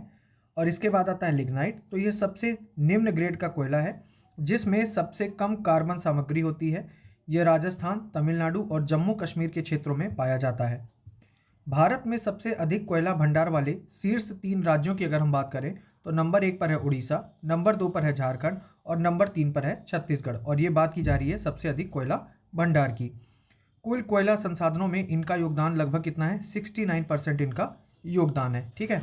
और ये यहाँ पर भारत में कोयला भंडार का मैप दिया हुआ है। बिटुमिनस का कहाँ है, लिग्नाइट, एंथ्रेसाइट, इनका विस्तार कहाँ पर है। ये एंथ्रेसाइट का देखिए जम्मू कश्मीर के कुछ भाग में कम मात्रा में ये पाया जाता है, ठीक है, यहाँ पर दिया हुआ है। आगे है भारत में अपतटीय खनिज। तो भारत में अपतटीय खनिजों के बारे में हम सिर्फ देखते हैं तो यह 200 मीटर से अधिक की गहराई पर गहरे समुद्र तल से खनिज भंडार प्राप्त करने की प्रक्रिया है, ठीक है। 2 मिलियन वर्ग किलोमीटर से अधिक के भारत के अनन्य आर्थिक क्षेत्र में बड़ी मात्रा में प्राप्त योग्य अपतटीय खनिज संसाधन मौजूद हैं। भारत के अपतटीय खनिज भंडार में सोना है, हीरा, तांबा, निकल, कोबाल्ट, तांबा, मैग्नीज और विकास के लिए आवश्यक रेयर अर्थ एलिमेंट्स शामिल हैं। भारतीय भूवैज्ञानिक सर्वेक्षण ने अपतटीय क्षेत्रों में निम्नलिखित खनिज संसाधनों की पहचान की है। अब कौन से हैं, जैसे गुजरात और महाराष्ट्र के तटों के ईईजेड में लाइम मड है। ओडिशा, आंध्र प्रदेश, केरल, तमिलनाडु और महाराष्ट्र के आंतरिक शेल्फ और मध्य शेल्फ में भारी खनिज प्रेशर है। पूर्वी और पश्चिमी महाद्वीपीय सीमांत में फास्फोराइट है। और अंडमान सागर और लक्षद्वीप सागर में पॉलीमेटेलिक फेरो मैग्नीज नोड्यूल और क्रस्ट। तो ये जानकारी के लिए नहीं कि कहाँ पर क्या पाया जाता है, आपको ये याद रखना था कि अपतटीय खनन क्या होता है, ठीक है। बाकी जो नए नियम आए हैं उसमें क्या चेंज आया है, तो इसमें है कि यह नियम सभी खनिजों पर लागू होते हैं सिवाय खनिज तेल, हाइड्रोकार्बन तथा खान और खनिज अधिनियम 1957 की पहली अनुसूची के भाग बी में सूचीबद्ध खनिजों को छोड़कर। अब यहाँ पर कोई सूची तो दी नहीं है, याद क्या रखना है, इसमें खनिज तेल शामिल नहीं होता, हाइड्रोकार्बन शामिल नहीं होता और खान और खनिज अधिनियम में जो पहली अनुसूची के भाग बी में है उनको छोड़ दिया जाता है, ठीक है। किसी भी खनिज भंडार की खोज में 4 चरण शामिल होते हैं। कौन सा, एक तो होता है टोही सर्वेक्षण, प्रारंभिक अन्वेषण, सामान्य अन्वेषण और उसके बाद विस्तृत अन्वेषण। ये भी कोई काम का है नहीं। आगे देखते हैं गहरे समुद्र से खनन किए जा सकने वाले खनिज संसाधनों के प्रकार। तो पहला होता है पॉलीमेटेलिक नोड्यूल। ये समुद्र नितल पर पाए जाने वाले खनिजों के छोटे व आलू आकार के ढेर होते हैं। इनमें मैग्नीज और लोहे जैसी धातुओं की उच्च सांद्रता होती है। दूसरा है समुद्र नितल के विशाल सल्फाइड। तो ये हाइड्रोथर्मल वेंट के आसपास बने धातु सल्फाइड के भंडार हैं। इनमें तांबा, सोना, चांदी और जस्ता जैसे मूल्यवान खनिज होते हैं। तीसरा है कोबाल्ट समृद्ध फेरो मैग्नीज क्रस्ट। तो ये क्रस्ट जैसे निक्षेप होते हैं जो समुद्री टीला और अन्य जलमग्न पर्वतों पर बनते हैं, ठीक है। तो ये सारी चीज़ें हो गई इसमें। अगला टॉपिक है भारत में इस्पात क्षेत्र यानी स्टील सेक्टर इन इंडिया। तो केंद्र सरकार ने 2034 तक, कब तक, 2034 तक 500 मिलियन टन घरेलू इस्पात उत्पादन का लक्ष्य निर्धारित किया है, ठीक है। इस्पात के बारे में अगर देखें तो इस्पात लोहे और कार्बन की एक मिश्र धातु है, ठीक है। इसमें लोहा और कार्बन का मिक्सचर होता है, तो यह है इस्पात। इसमें कार्बन की मात्रा 2% से कम, मैग्नीज की मात्रा 1% और आंशिक मात्रा में सिलिकॉन, फास्फोरस, सल्फर और ऑक्सीजन शामिल होते हैं। कार्बन की मात्रा अधिक होने पर इसे कास्ट आयरन कहा जाता है। क्या कहते हैं इसे, कास्ट आयरन कहा जाता है। इस्पात उत्पादन कोयले पर अत्यधिक निर्भर है और कोयले का उपयोग लौह अयस्क में लौह ऑक्साइड कम करके लोहा प्राप्त करने तथा इस्पात में आवश्यक कार्बन तत्व शामिल करने के लिए किया जाता है। भारत में इस्पात क्षेत्र की अगर हम पूरी बात करें तो भारत दुनिया में इस्पात का दूसरा सबसे बड़ा उत्पादक देश है, ठीक है। इस्पात का दूसरा सबसे बड़ा उत्पादक है। नंबर 1 पर कौन है, चाइना। चीन और अमेरिका के बाद भारत विश्व में इस्पात का तीसरा सबसे बड़ा उपभोक्ता है। तो ये याद रखना है, दूसरा सबसे बड़ा उत्पादक है स्टील का और उपभोक्ता है विश्व में तीसरे नंबर पर। भारत के सकल घरेलू उत्पाद में इस्पात उद्योग का योगदान लगभग 2% है और पिछले दशक में भारत में इस्पात आयात और निर्यात की मात्रा में उतार चढ़ाव होता रहा है। वित्त वर्ष 2024 में भारत निवल इस्पात आयातक देश बन गया है। तो ये आपने याद रखना है, निवल आयातक देश बन गया है, मतलब आयात कर रहा है। इस्पात क्षेत्र के प्रमुख चुनौतियां क्या हैं? एक तो कच्चे माल की कमी है, ठीक है। भारत अपनी कोकिंग कोल की ज़रूरतों को ऑस्ट्रेलिया से महंगे आयात के माध्यम से पूरा करता है। प्रति व्यक्ति खपत कम है। इस्पात उत्पादन के लिए बहुत अधिक ऊर्जा की ज़रूरत होती है, ठीक। तो ये कुल मिला के सबसे बड़ा, विश्व में इस्पात उद्योग सबसे बड़ा कार्बन उत्सर्जित करने वाला विनिर्माण क्षेत्रक है। ये एक फैक्ट आपने याद रखना है, ठीक है। ये वाला फैक्ट आपने याद रखना है कि जो इस्पात उद्योग है ये सबसे बड़ा कार्बन उत्सर्जित करने वाला विनिर्माण क्षेत्रक होता है। सरकार ने इस्पात क्षेत्र को बढ़ाने के लिए कौन सी जो योजनाएं शुरू की हैं या कौन सी पहले शुरू की हैं? तो एक तो इसमें है राष्ट्रीय इस्पात नीति 2017, जिसका लक्ष्य क्या है?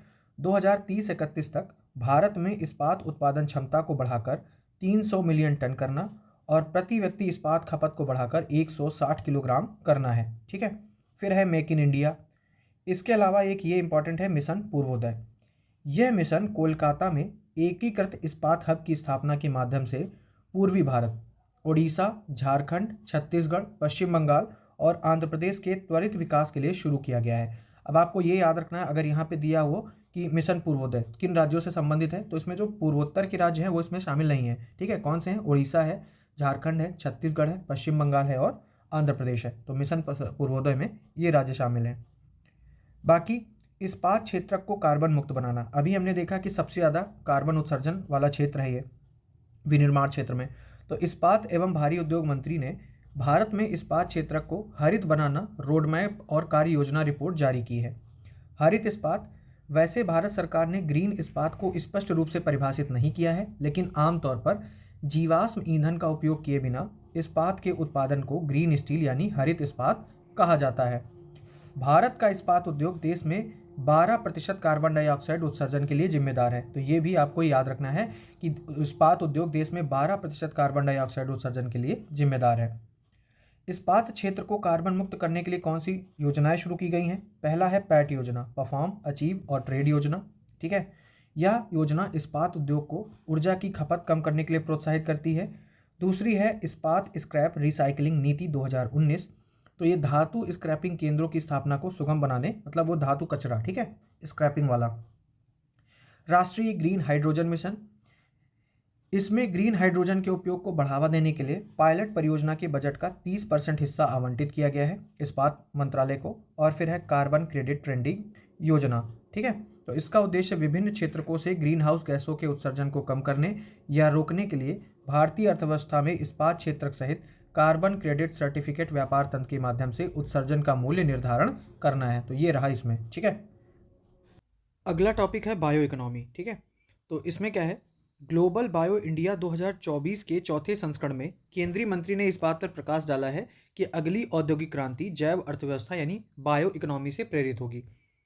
ग्लोबल बायो इंडिया जैव प्रौद्योगिकी विभाग और इसकी सार्वजनिक क्षेत्र की इकाई जैव प्रौद्योगिकी उद्योग सहायता अनुसंधान परिषद यानी बिराक द्वारा शुरू की गई एक रणनीतिक पहल है, ठीक है। ये जो ग्लोबल बायो इंडिया है ये किसके द्वारा शुरू की गई है? डिपार्टमेंट ऑफ बायोटेक्नोलॉजी और बिराक के द्वारा ये शुरू किया गया है। अगर बायो इकोनॉमी की बात करें तो बायो इकोनॉमी जैविक संसाधनों जैसे पौधे, जानवर, सूक्ष्म जीव, जैविक प्रक्रियाएं जैसे कि किण्वन, जैव संश्लेषण और विधियों पर आधारित अर्थव्यवस्था का एक रूप है, ठीक है। तो कुल मिला के जैविक संसाधनों, जैविक प्रक्रियाओं और विधियों पर आधारित एक अर्थव्यवस्था का रूप है बायो इकोनॉमी। इसका उद्देश्य है सभी आर्थिक क्षेत्रों में संधारणीय तरीके से वस्तुओं और सेवाओं की आपूर्ति करना। इससे जुड़े महत्वपूर्ण क्षेत्र क्या हैं? Bio industrial, bio pharma, bio agriculture. Bio economy की स्थिति की अगर हम बात करें तो बायो मैन्युफैक्चरिंग के मामले में भारत वैश्विक स्तर पर कौन से नंबर पर है? 12वें नंबर पर है, ठीक है। बायो इकोनॉमी का महत्व क्या होगा? इससे क्या होगा कि जीवाश्म ईंधन पर हमारी निर्भरता कम हो जाएगी, ग्रीन हाउस गैस उत्सर्जन को कम करने और स्थिरता को बढ़ाने में ये मदद करेगा और चक्रीय अर्थव्यवस्था को बढ़ावा देगा, ठीक है। बाकी यहाँ पर पहले और नीतियाँ दी हैं, ये हमारे अभी फ़िलहाल कोई काम की नहीं है प्रीलिम्स के हिसाब से। अगला टॉपिक है स्पेस इकोनॉमी। तो देश में अंतरिक्ष अर्थव्यवस्था को बढ़ावा देने के लिए 1000 करोड़ रुपए का वेंचर कैपिटल फंड स्थापित किया जाएगा, ये बात कही गई थी केंद्रीय बजट 2024-25 में। अंतरिक्ष अन्वेषण में निजी क्षेत्र की भागीदारी को बढ़ावा देने वाले प्रमुख संगठन कौन से काम कर रहे हैं इसरो में। तो एक है इन स्पेस। यह अंतरिक्ष विभाग के तहत एक स्वायत्त एजेंसी है। इसके कार्य क्या है? भारत में गैर सरकारी निजी संस्थाओं की अंतरिक्ष गतिविधियों को विनियमित करना, बढ़ावा देना, मार्गदर्शन करना, निगरानी करना और पर्यवेक्षण करना। अगला है भारतीय अंतरिक्ष संघ। तो इसकी स्थापना कब हुई थी? 2020 में की गई थी। आईएसपीए एक शीर्ष और गैर लाभकारी उद्योग संगठन है जो भारत में निजी और सार्वजनिक अंतरिक्ष उद्योग के विकास की दिशा में कार्य कर रहा है। फिर है एनएसआईएल यानी न्यू स्पेस इंडिया लिमिटेड। 2019 में इसरो की वाणिज्यिक गतिविधियों को संभालने के लिए इसे स्थापित किया गया था। तो कुल मिला के अंतरिक्ष अन्वेषण में जो निजी भागीदारी कर रही हैं कंपनियां कौन सी? एक इन स्पेस हो गया, एक भारतीय अंतरिक्ष संघ हो गया और तीसरा जो है एनएसआईएल हो गया। ठीक है। अंतरिक्ष में निजी क्षेत्र की भागीदारी, मतलब इसके निजी क्षेत्र की जो भागीदारी आई है उसमें अभी कौन कौन से हैं? तो एक तो है वनवेब इंडिया। वनवेब इंडिया भारतीय अंतरिक्ष विनियामक इन स्पेस से मंजूरी प्राप्त करने वाली पहली कंपनी बन गई है। ठीक है। इन स्पेस हमने देखा था, तो इन स्पेस से ये मंजूरी मिल गई है इसको, जो सैटेलाइट ब्रॉडबैंड सेवाएं प्रदान करेगी। ठीक है। जो सैटेलाइट की ब्रॉडबैंड सेवाएं होती हैं वो प्रदान करेगी OneWeb India. Agnikul Cosmos IIT Madras द्वारा संचालित स्टार्टअप अग्निकुल कॉस्मोस ने स्वदेशी रूप से तैयार एवं विकसित किए गए दुनिया के पहले ऐसे रॉकेट का सफलतापूर्वक परीक्षण किया है जिसमें single piece 3D printed engine लगा था। भारत में अंतरिक्ष स्टार्टअप की संख्या बढ़कर 200 से अधिक हो गई है और 2022 में निजी क्षेत्र द्वारा निर्मित भारत का पहला रॉकेट कौन था? विक्रम एस। ठीक है, ये आपको पता होगा। विक्रम एस मिशन प्रारंभ के तहत ये लॉन्च किया गया था। पहला रॉकेट था भारत का पहला रॉकेट विक्रम एस, जो कि मिशन प्रारंभ के तहत लॉन्च किया गया था। तो मिशन प्रारंभ भी याद रखिएगा। वेंचर कैपिटल फंड के बारे में अगर हम बात करें तो यह अंतरिक्ष प्रौद्योगिकी से जुड़े स्टार्टअप तथा लघु से लेकर मध्यम आकार तक के उद्यमों को उनकी आवश्यकता के अनुसार फंड प्रदान करेगा, जो छोटे से लेकर बीच वाले यानी लघु से लेकर मध्यम आकार तक के। ठीक है। यह फंड 2023 में इन स्पेस द्वारा शुरू की गई सीड फंड योजना जैसी पहलों का पूरक होगा। अब वेंचर कैपिटल फंड की स्थापना की आवश्यकता क्यों है? 2030 तक वैश्विक वाणिज्यिक अंतरिक्ष अर्थव्यवस्था में भारत की हिस्सेदारी को बढ़ाकर 10% करना है। वर्तमान में अभी ये 2% है। ठीक है। कम ब्याज दर पर पूंजी की उपलब्धता सुनिश्चित करना, और इससे क्या होगा कि अंतरिक्ष क्षेत्र अधिक पूंजी की आवश्यकता वाला क्षेत्र है, और अगर कम ब्याज दर पर पूंजी की उपलब्धता होगी तो आगे निवेश बढ़ेगा। तो इसलिए ये वेंचर कैपिटल फंड की स्थापना की गई है। अंतरिक्ष प्रौद्योगिकी में उद्यमशीलता को बढ़ावा देने के लिए भारत ने अभी भी क्या क्या पहले की हैं? तो एक तो भारतीय अंतरिक्ष नीति 2023 आई, स्पेस टेक इनोवेशन नेटवर्क यानी स्पिन, तो अंतरिक्ष उद्योग में स्टार्टअप तथा लघु और मध्यम उद्यमों के लिए सार्वजनिक निजी सहयोग, अटल इनोवेशन मिशन और संशोधित एफडीआई नीति के तहत अंतरिक्ष क्षेत्र में 100% एफडीआई की अनुमति दी गई है। ठीक है। तो अब कहाँ पर यह दिया है कि अंतरिक्ष क्षेत्र की कौन सी गतिविधियां हैं जहां पर एफडीआई की ऊपरी सीमा 100% है। बाकी इन्वेस्टमेंट की अगर हम बात करें तो देखते हैं, जैसे उपग्रह विनिर्माण, संचालन, उपग्रह डेटा उत्पाद, ग्राउंड सेगमेंट और यूजर सेगमेंट। ठीक है। तो इसमें एफडीआई की ऊपरी सीमा कितनी है? 100%। बाकी 74% तक एफडीआई जो है वो स्वचालित मार्ग से हो सकती है, और अगर 74% से अधिक एफडीआई करनी है तो उसके लिए क्या होगा? सरकारी मंजूरी आवश्यक होगी।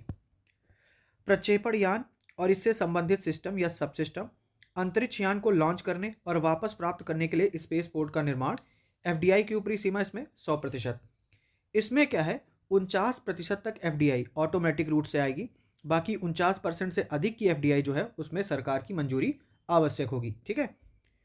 उपग्रहों, ग्राउंड सेगमेंट और यूजर सेगमेंट के लिए घटकों एवं सिस्टम सब सिस्टम का विनिर्माण, इसमें एफडीआई की ऊपरी सीमा 100%, और इस सेगमेंट में जो है 100% तक एफडीआई जो है वो स्वचालित मार्ग से है। ठीक है। तो ये याद रखना है कि इसमें जैसे प्रक्षेपण यान है, इससे संबंधित सिस्टम है, इसमें 49% तक एफडीआई स्वचालित मार्ग यानी ऑटोमेटिक रूट से है। उससे ऊपर हो जाती है तो उसके लिए सरकार की मंजूरी चाहिए होगी। अगला है स्वैच्छिक वाहन आधुनिकीकरण कार्यक्रम, वॉलंटरी व्हीकल मॉडर्नाइजेशन प्रोग्राम। किसने शुरू किया है?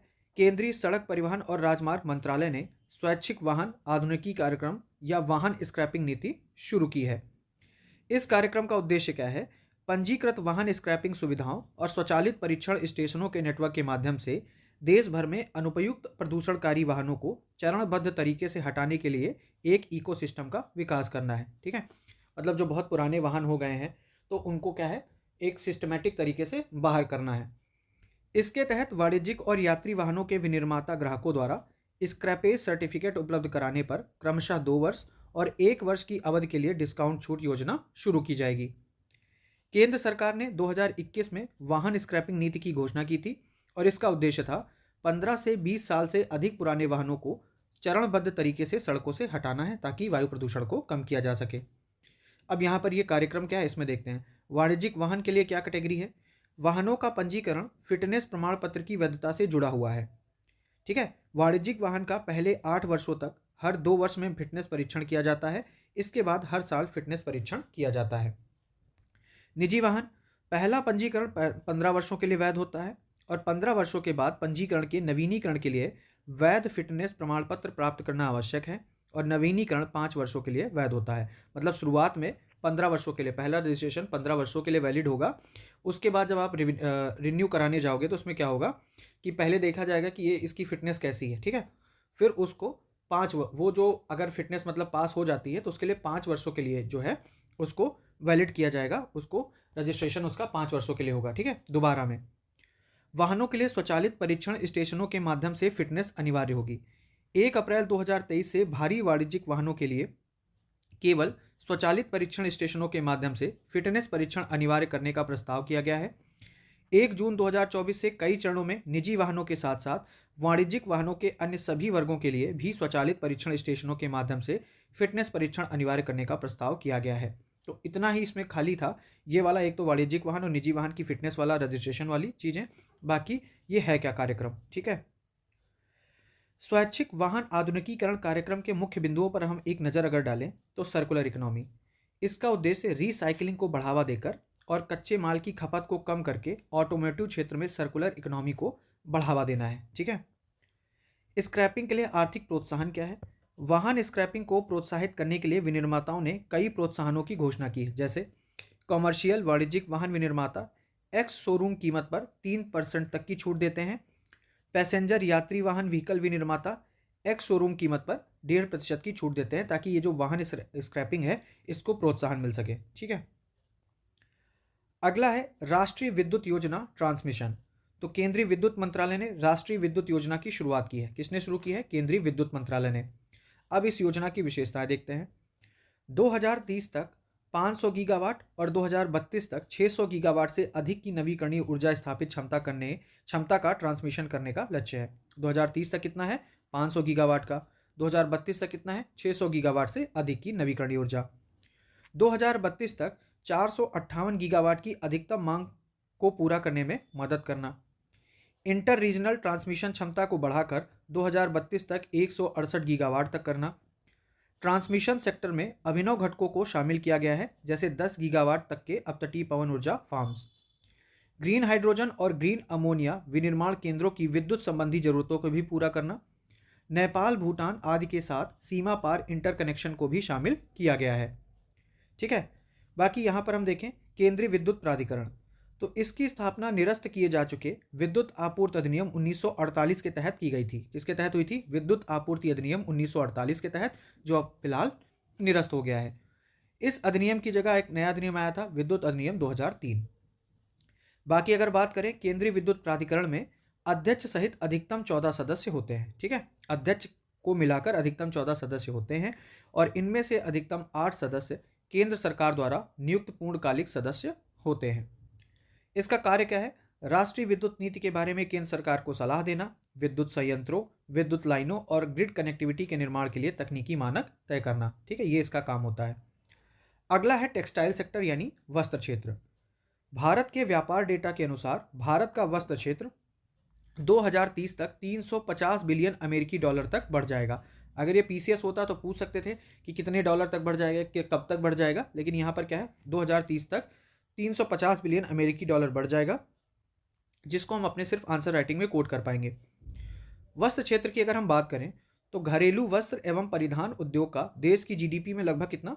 जीडीपी का 2.3% का योगदान है इसका। ठीक है, वस्त्र जो टेक्सटाइल सेक्टर का है ये 2.3% ऑफ जीडीपी है। वैश्विक व्यापार में 3.91% की हिस्सेदारी के साथ वस्त्र एवं परिधान का छठा सबसे बड़ा निर्यातक है भारत। ठीक है, ये याद रखिएगा। निर्यात की बात करें तो संयुक्त राज्य अमेरिका और यूरोपियन यूनियन अग्रणी निर्यात गंतव्य हैं। ठीक है, जहां निर्यात किया जाता है सबसे ज़्यादा। वस्त्र एवं परिधान उद्योग देश में रोजगार के मामले में दूसरा सबसे बड़ा नियोक्ता है, तो ये भी आपको याद रखना है। वस्त्र क्षेत्र के विकास के लिए उठाए गए कदम, एक तो है संशोधित प्रौद्योगिकी उन्नयन निधि योजना। तो यह वस्त्र उद्योग के आधुनिकीकरण और प्रौद्योगिकी उन्नयन के लिए एक क्रेडिट लिंक्ड सब्सिडी योजना है। वस्त्र क्षेत्र में क्षमता निर्माण के लिए योजना एक शुरू की गई थी, समर्थ, ठीक है। यह वस्त्र क्षेत्र में कुशल कार्यबल की आवश्यकता से संबंधित है। हाल ही में सरकार ने समर्थ योजना को 2 वर्ष यानी 2024-25 और 25-26 की अवधि के लिए बढ़ा दिया है। फिर बाकी प्रधानमंत्री mega integrated textile reason and apparel यानी पीएम मित्रा पाक्स योजना, तकनीकी वस्त्र मिशन, और ये वस्त्र क्षेत्र के लिए उत्पादन से संबद्ध प्रोत्साहन पीएलआई योजना। तो ये वस्त्र क्षेत्र के विकास के लिए सरकार द्वारा कुछ उठाए गए कदम है। और क्या न्यूज़ में रहा है, एक तो रहा है विजियो नेक्स्ट। केंद्रीय वस्त्र मंत्री ने भारत की पहली फैशन पूर्वानुमान पहल, ठीक है, पहली फैशन पूर्वानुमान पहल विजियो नेक्स्ट को लॉन्च किया है। साथ ही इस दौरान भारत विशिष्ट फैशन ट्रेंड बुक परिधि 24x25 का भी विमोचन किया गया है। विजियो नेक्स्ट के बारे में अगर हम बात करें तो यह राष्ट्रीय फैशन प्रौद्योगिकी संस्थान का द्विभाषी वेब पोर्टल है।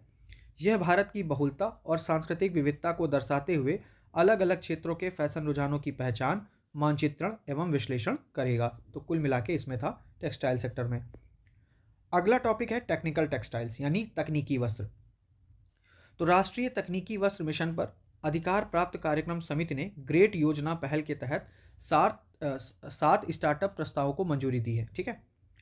अब यह है क्या ग्रेट पहल, तो राष्ट्रीय तकनीकी वस्त्र मिशन का अनुसंधान, विकास और नवाचार घटक, यह है इसके बारे में। वस्त्र मंत्रालय इसका नोडल मंत्रालय है। इसका उद्देश्य क्या होगा, युवा इनोवेटर, वैज्ञानिकों और तकनीकी विशेषज्ञों को तकनीकी वस्त्रों के क्षेत्र में अपने विचारों को व्यावसायिक प्रौद्योगिकियों या उत्पादों में बदलने के लिए प्रोत्साहित करना। सामान्यतः 18 महीने की अवधि के लिए 50 लाख रुपए तक का अनुदान इसके लिए दिया जाता है, ठीक है। तकनीकी वस्त्र की अगर हम बात करें तो तकनीकी वस्त्र को दरअसल ऐसी वस्त्र सामग्री और उत्पादों के रूप में परिभाषित किया जाता है जिनका उपयोग उनके सौंदर्य या सजावटी विशेषताओं की बजाय उनके तकनीकी प्रदर्शन और कार्यात्मक यानी फंक्शनल गुणों के आधार पर किया जाता है। जैसे कृषि, सड़क, रेलवे ट्रैक, खेलकूद परिधान एवं स्वास्थ्य क्षेत्र से लेकर बुलेट प्रूफ जैकेट, अग्निरोधक जैकेट, अधिक ऊंचाई पर पहनने वाले योग्य कॉम्बैक्ट गियर और अंतरिक्ष क्षेत्र में उपयोग शामिल हैं। तो कुल मिला के जो हम जैसे यूज़ करते हैं, जैसे अग्निरोधक जो कपड़े होते हैं ना, और ये बुलेट प्रूफ जैकेट वगैरह होते हैं, तो ये जो तकनीकी वस्त्र होते हैं इनको बोला जाता है। भारतीय तकनीकी वस्त्र बाजार दुनिया में 5वां सबसे बड़ा बाजार है, ठीक है। सरकार ने क्या शुरू किया है इसके लिए, एक तो राष्ट्रीय तकनीकी वस्त्र मिशन शुरू किया है, और तकनीकी वस्त्रों का अनिवार्य उपयोग, ये वाला कि तकनीकी वस्त्र उत्पादों को कई केंद्रीय मंत्रालयों विभागों में अनिवार्य उपयोग के लिए चिन्हित किया गया है, ठीक है। अन्य प्रमुख घटनाक्रमों की बात करें तो यहाँ से क्वेश्चन बनता है, ये इंपॉर्टेंट रहता है, ये कई बार यूपीएससी ने पूछा है, 8 कोर उद्योगों का सूचकांक। तो इसके बारे में सिर्फ ये देखते हैं, 8 कोर उद्योगों का सूचकांक उन उद्योगों के संयुक्त उत्पादन और इनमें से प्रत्येक के प्रदर्शन को मापता है। 8 कोर उद्योग हैं कौन से, उर्वरक हो गया, सीमेंट हो गया, ऐसे पूछ सकते हैं कि इसमें से कौन नहीं शामिल है, ठीक है, पूछा भी गया है। उर्वरक, सीमेंट, प्राकृतिक गैस, कच्चा तेल, कोयला, बिजली, इस्पात और पेट्रोलियम रिफाइनरी उत्पाद। तो ये 8 आपने याद रखना है, ठीक है।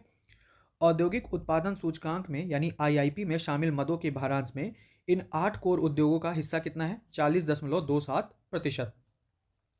कोर उद्योगों के सूचकांक में पेट्रोलियम रिफाइनरी उत्पादों का भारांश सबसे अधिक 28.04% है। इसके बाद विद्युत 19.85% का स्थान है। कोर उद्योगों का सूचकांक वाणिज्य एवं उद्योग मंत्रालय के आर्थिक सलाहकार कार्यालय द्वारा जारी किया जाता है, ठीक है। किसके द्वारा जारी होता है ये, आर्थिक सलाहकार कार्यालय द्वारा ये जारी किया जाता है। अगला है नवरत्न का दर्जा। तो भारतीय अक्षय ऊर्जा विकास एजेंसी लिमिटेड यानी इरेडा और सेकी यानी solar energy corporation of India limited को नवरत्न का दर्जा दिया गया है। इरेडा नवीन और नवीकरणीय ऊर्जा मंत्रालय के प्रशासनिक नियंत्रण में कार्य करता है। इसकी स्थापना 1987 में एक गैर बैंकिंग वित्तीय संस्थान यानी एनबीएफसी के रूप में इसकी स्थापना हुई थी। और अगर सेकी यानी solar energy corporation of India limited की बात करें तो ये केंद्रीय नवीन एवं नवीकरणीय ऊर्जा मंत्रालय के अंतर्गत केंद्रीय सार्वजनिक क्षेत्र का उपक्रम है, ठीक है। यहाँ पर जो मानदंड दिए हैं वो आपको ज़्यादा क्लियर नहीं होंगे, अगर आप कोई बेसिक बुक पढ़ते हो इकोनॉमी की तो वहाँ पर, ठीक है, बेसिक बुक से आप ये कॉन्सेप्ट क्लियर कर सकते हो कि क्या मानदंड होते हैं नवरत्न, मिनी रत्न और महारत्न कंपनियों के लिए, ठीक है। अगला है गिफ्ट आईएफएससी के विकास पर विशेषज्ञ समिति। तो गिफ्ट आईएफएससी को global finance and accounting hub के रूप में विकसित करने हेतु एक विशेषज्ञ समिति गठित की गई थी, जिसने अपनी रिपोर्ट सौंप दी है। अब इस रिपोर्ट में क्या है, उससे हमें कोई लेना देना है नहीं, बाकी अंतर्राष्ट्रीय वित्तीय सेवा केंद्र के बारे में देख लीजिए। गिफ्ट आईएफएससी यानी Gujarat international finance tech city IFSC की स्थापना 2015 में गुजरात में विशेष आर्थिक क्षेत्र के रूप में की गई थी। एक आईएफएससी घरेलू अर्थव्यवस्था के क्षेत्राधिकार से बाहर के ग्राहकों को सेवा प्रदान करता है। ऐसे केंद्र दूसरे देशों से जुड़े वित्तीय उत्पादों और सेवाओं की आवाजाही का प्रबंधन करते हैं। गिफ्ट ने 2015 में कार्य करना शुरू किया था, जिसका उद्देश्य है भारतीय कंपनियों द्वारा अंतर्राष्ट्रीय वित्तीय सेवाओं की प्राप्ति यानी इनबाउंड और विदेशी कंपनियों को वित्तीय सेवाएं प्रदान करने यानी आउटबाउंड है तो भारत के गेटवे के रूप में कार्य करना। आईएफएससी प्राधिकरण आईएफएससी अधिनियम 2019 के तहत स्थापित एक वैधानिक निकाय है। ठीक है, कैसा है ये? वैधानिक निकाय है। अगला टॉपिक है वर्ल्ड गोल्ड काउंसिल। तो वर्ल्ड गोल्ड काउंसिल ने 2024 में भारत की स्वर्ण खपत का अनुमान बढ़ाकर 850 टन कर दिया है। इसके बारे में अगर हम देखें तो वर्ल्ड गोल्ड काउंसिल की स्थापना कब हुई थी? 1987 में इसकी स्थापना हुई थी और कुछ खनन कंपनियों ने इसका गठन किया था। यह विशिष्ट स्वर्ण बाजारों की खोज करता है और अनुसंधान करता है। एक कमोडिटी के रूप में अगर हम स्वर्ण की बात करें, 2022 का डेटा यहाँ दिया है। प्रमुख निर्यातक कौन है गोल्ड का? तो स्विट्जरलैंड हो गया, संयुक्त राज्य अमेरिका, संयुक्त अरब अमीरात। ठीक है। प्रमुख आयातक की बात करें तो स्विट्जरलैंड, चीन, संयुक्त अरब अमीरात, यूनाइटेड किंगडम और भारत। शीर्ष उत्पादक, ठीक है, चीन पहले स्थान पर आता है। तो एक कमोडिटी के रूप में अगर हम गोल्ड की बात करेंगे तो इसमें जो टॉप प्रोड्यूसर है वो चीन है। इसके बाद ऑस्ट्रेलिया आता है, फिर रूस, फिर कनाडा और उसके बाद अमेरिका का स्थान आता है। भारत में अगर देखें तो भारत में स्वर्ण के सबसे बड़े संसाधन कहाँ स्थित हैं? बिहार में 44% बिहार में स्थित हैं। इसके बाद राजस्थान में और फिर कर्नाटक का स्थान आता है। तो यानी नंबर एक पर आता है बिहार, नंबर 2 पर राजस्थान और नंबर 3 पर आ जाता है कर्नाटक। ठीक है। भारत स्वर्ण का चीन के बाद दूसरा सबसे बड़ा उपभोक्ता है, तो ये याद रखना है अभी। ठीक है।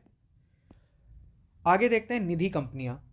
कारपोरेट कार्य मंत्रालय ने धोखाधड़ी का काम करने वाली निधि कंपनियों पर शिकंजा कसा है। अब निधि कंपनियां क्या होती हैं?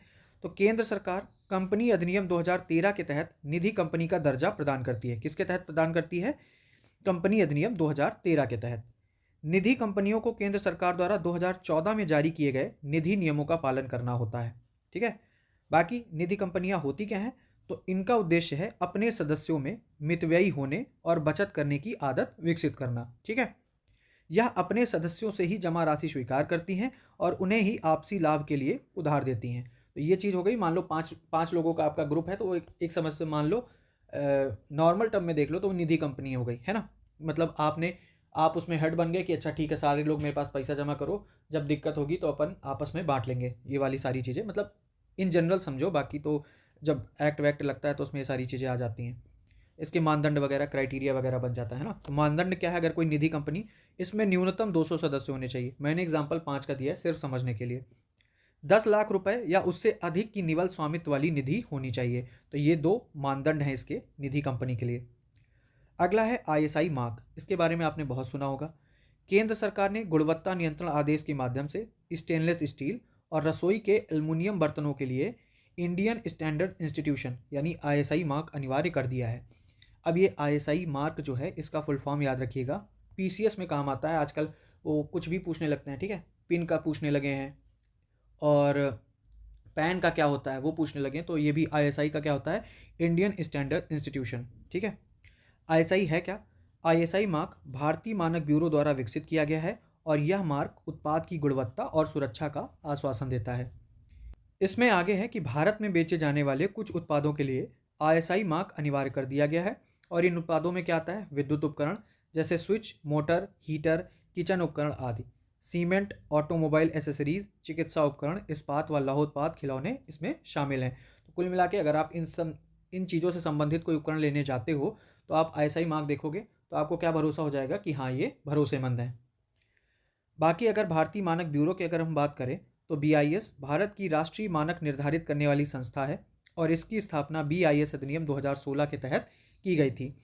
इसका उद्देश्य वस्तुओं के मानकीकरण, मार्किंग और गुणवत्ता प्रमाणन कार्यों का सामंजस्यपूर्ण विकास करना है। हॉलमार्क क्या होता है? बहुमूल्य धातु की वस्तुओं की शुद्धता या उत्कृष्टता की आधिकारिक गारंटी। जैसे आप गोल्ड लेने जाओगे तो उसमें हॉलमार्क होगा। इको मार्क, पर्यावरण के अनुकूल उत्पादों की लेबलिंग। ठीक है, नाम से ही स्पष्ट हो रहा है। फिर आगे देखते हैं, आगे है ग्रीन सूट्स। तो आरबीआई ने कहा है कि भारत की ग्रामीण अर्थव्यवस्था फास्ट मूविंग कंज्यूमर गुड्स क्षेत्र में ग्रीन सूट्स की भूमिका निभा रही है। ग्रीन सूट होता क्या है? तो ये ऐसे संकेत हैं जो दर्शाते हैं कि कोई अर्थव्यवस्था या क्षेत्र आर्थिक मंदी के बाद आगे बढ़ रहा है। ठीक है, मतलब उस क्षेत्र में पहले आर्थिक मंदी थी, अब वो ग्रोथ कर रहा है। आगे अगर हम एफएमसीजी क्षेत्र की बात करें तो एफएमसीजी क्षेत्र को उच्च टर्नओवर वाले उपभोक्ता पैकेज्ड सामानों के रूप में जाना जाता है, अर्थात ऐसे सामान जिनका कम समय में उत्पादन, वितरण, मार्केटिंग और उपभोग किया जाता है। जैसे डिटर्जेंट हो गया, टॉयलेटरीज हो गया, दांत साफ करने के उत्पाद हो गए, मतलब टूथपेस्ट वगैरह, ब्रश वगैरह, या सौंदर्य प्रसाधन, ये सारी चीज़ें हो गई। अगला है इन्हेंस्ड इंटीग्रेटेड फ्रेमवर्क। तो फिनलैंड जो है वो इन्हेंस्ड इंटीग्रेटेड फ्रेमवर्क के तहत वित्त पोषित परियोजनाओं के जरिए अल्प विकसित देशों को सहायता दे रहा है। अब ये इन्हांस इंटीग्रेटेड फ्रेमवर्क है क्या? तो यह एकमात्र ऐसी बहुपक्षीय साझेदारी है जो अल्प विकसित देशों को व्यापार के माध्यम से गरीबी में कमी, विकास और सतत विकास के लिए सहायता दे रही है। और ये सहायता दे कौन रहा है? ये फिनलैंड दे रहा है। मान लो अगर स्टेटमेंट वर्ल्ड बैंक दे के लिखा है या आईएमएफ आ जाए तो आप उसको गलत कर देना। दे कौन रहा है? फिनलैंड दे रहा है। इसमें 51 देश भागीदार हैं। इसे विश्व बैंक, विश्व व्यापार संगठन जैसे अंतर्राष्ट्रीय संगठन भी सहायता प्रदान करते हैं। ठीक है, अगला है दूरसंचार डिजिटल भारत निधि का प्रशासन नियम 2024। तो ये नियम दूरसंचार विभाग ने डिजिटल भारत निधि को कार्यान्वित करने के लिए अधिसूचित किए हैं। इन्हें दूरसंचार अधिनियम 2023 द्वारा प्रदत्त शक्तियों का उपयोग करते हुए अधिसूचित किया गया है। अब डिजिटल भारत निधि है क्या? तो डिजिटल भारत निधि की स्थापना दूरसंचार अधिनियम 2023 के माध्यम से की गई है। तो ये याद रखना आपने। इसे अल्पसेवित दूर दराज ग्रामीण क्षेत्रों में किफ़ायती कीमतों पर दूरसंचार योजनाओं के वित्त पोषण के लिए स्थापित किया गया है। ठीक है, कहाँ? दूर दराज ग्रामीण क्षेत्रों में, जो कम कीमतों पर, मतलब किफ़ायती कीमतों पर ये सारी चीज़ें दूरसंचार योजनाओं की जो भी स्कीम है या दूरसंचार योजना है वहाँ पर उसको स्थापित करना है। ठीक है, इसने तत्कालीन भारतीय टेलीग्राफ अधिनियम 1885 के तहत बनाए गए सार्वभौमिक सेवा दायित्व निधि यानी यूएसओएफ की जगह ली है। आगे है animation, visual effects, gaming, comics और एक्सटेंडेड रियलिटी के लिए राष्ट्रीय उत्कृष्टता केंद्र। ठीक है, यानी NCOE for animation, visual effect, gaming, comics and extended reality. अब एनसीओई की बात अगर हम करें, यानी राष्ट्रीय उत्कृष्टता केंद्र की बात करें, नेशनल एक्सीलेंस सेंटर की अगर हम बात करते हैं, तो इसे कंपनी अधिनियम 2013 की धारा 8 के तहत स्थापित किया जाएगा। इसका अस्थायी नाम Indian institute for immersive creator रखा गया है और यह भारत में क्रिएटिव इकोनॉमी को बढ़ावा देगा। अब क्रिएटिव इकोनॉमी या ऑरेंज इकोनॉमी, ये याद रखिएगा, क्रिएटिव इकोनॉमी या ऑरेंज इकोनॉमी, ये टर्मिनोलॉजी याद रखना। ये है क्या? तो यह ज्ञान आधारित आर्थिक गतिविधि है जिस पर क्रिएटिव इंडस्ट्रीज आधारित है। क्रिएटिव इंडस्ट्रीज या रचनात्मक उद्योग में प्राथमिक इनपुट के रूप में रचनात्मकता और बौद्धिक संपदा का उपयोग करते हुए उपभोक्ताओं के लिए वस्तुओं और सेवाओं का सृजन, उत्पादन एवं वितरण किया जाता है। भारत में इस उद्योग का आकार लगभग $30 बिलियन है तथा यह भारत की लगभग 8% कार्यशील जनसंख्या को रोजगार भी प्रदान करता है। क्रिएटिव मतलब जो कुछ क्रिएटिव हो जाए, लाइक जुगाड़ बोल सकते हो ना, जो जुगाड़ वाली चीज़ें, तो उसके लिए ये। तो कुल मिला के इस तरह जो हमारी PT 365 इकोनॉमी की है वो कंप्लीट हो गई है। और माफ़ करिएगा जो लास्ट वीडियो है वो काफ़ी लेट आया। अब आगे से कोशिश की जाएगी कि जल्दी से जल्दी ये वीडियो आ जाए, है ना। तो हमारे चैनल्स के साथ जुड़े रहिएगा। धन्यवाद।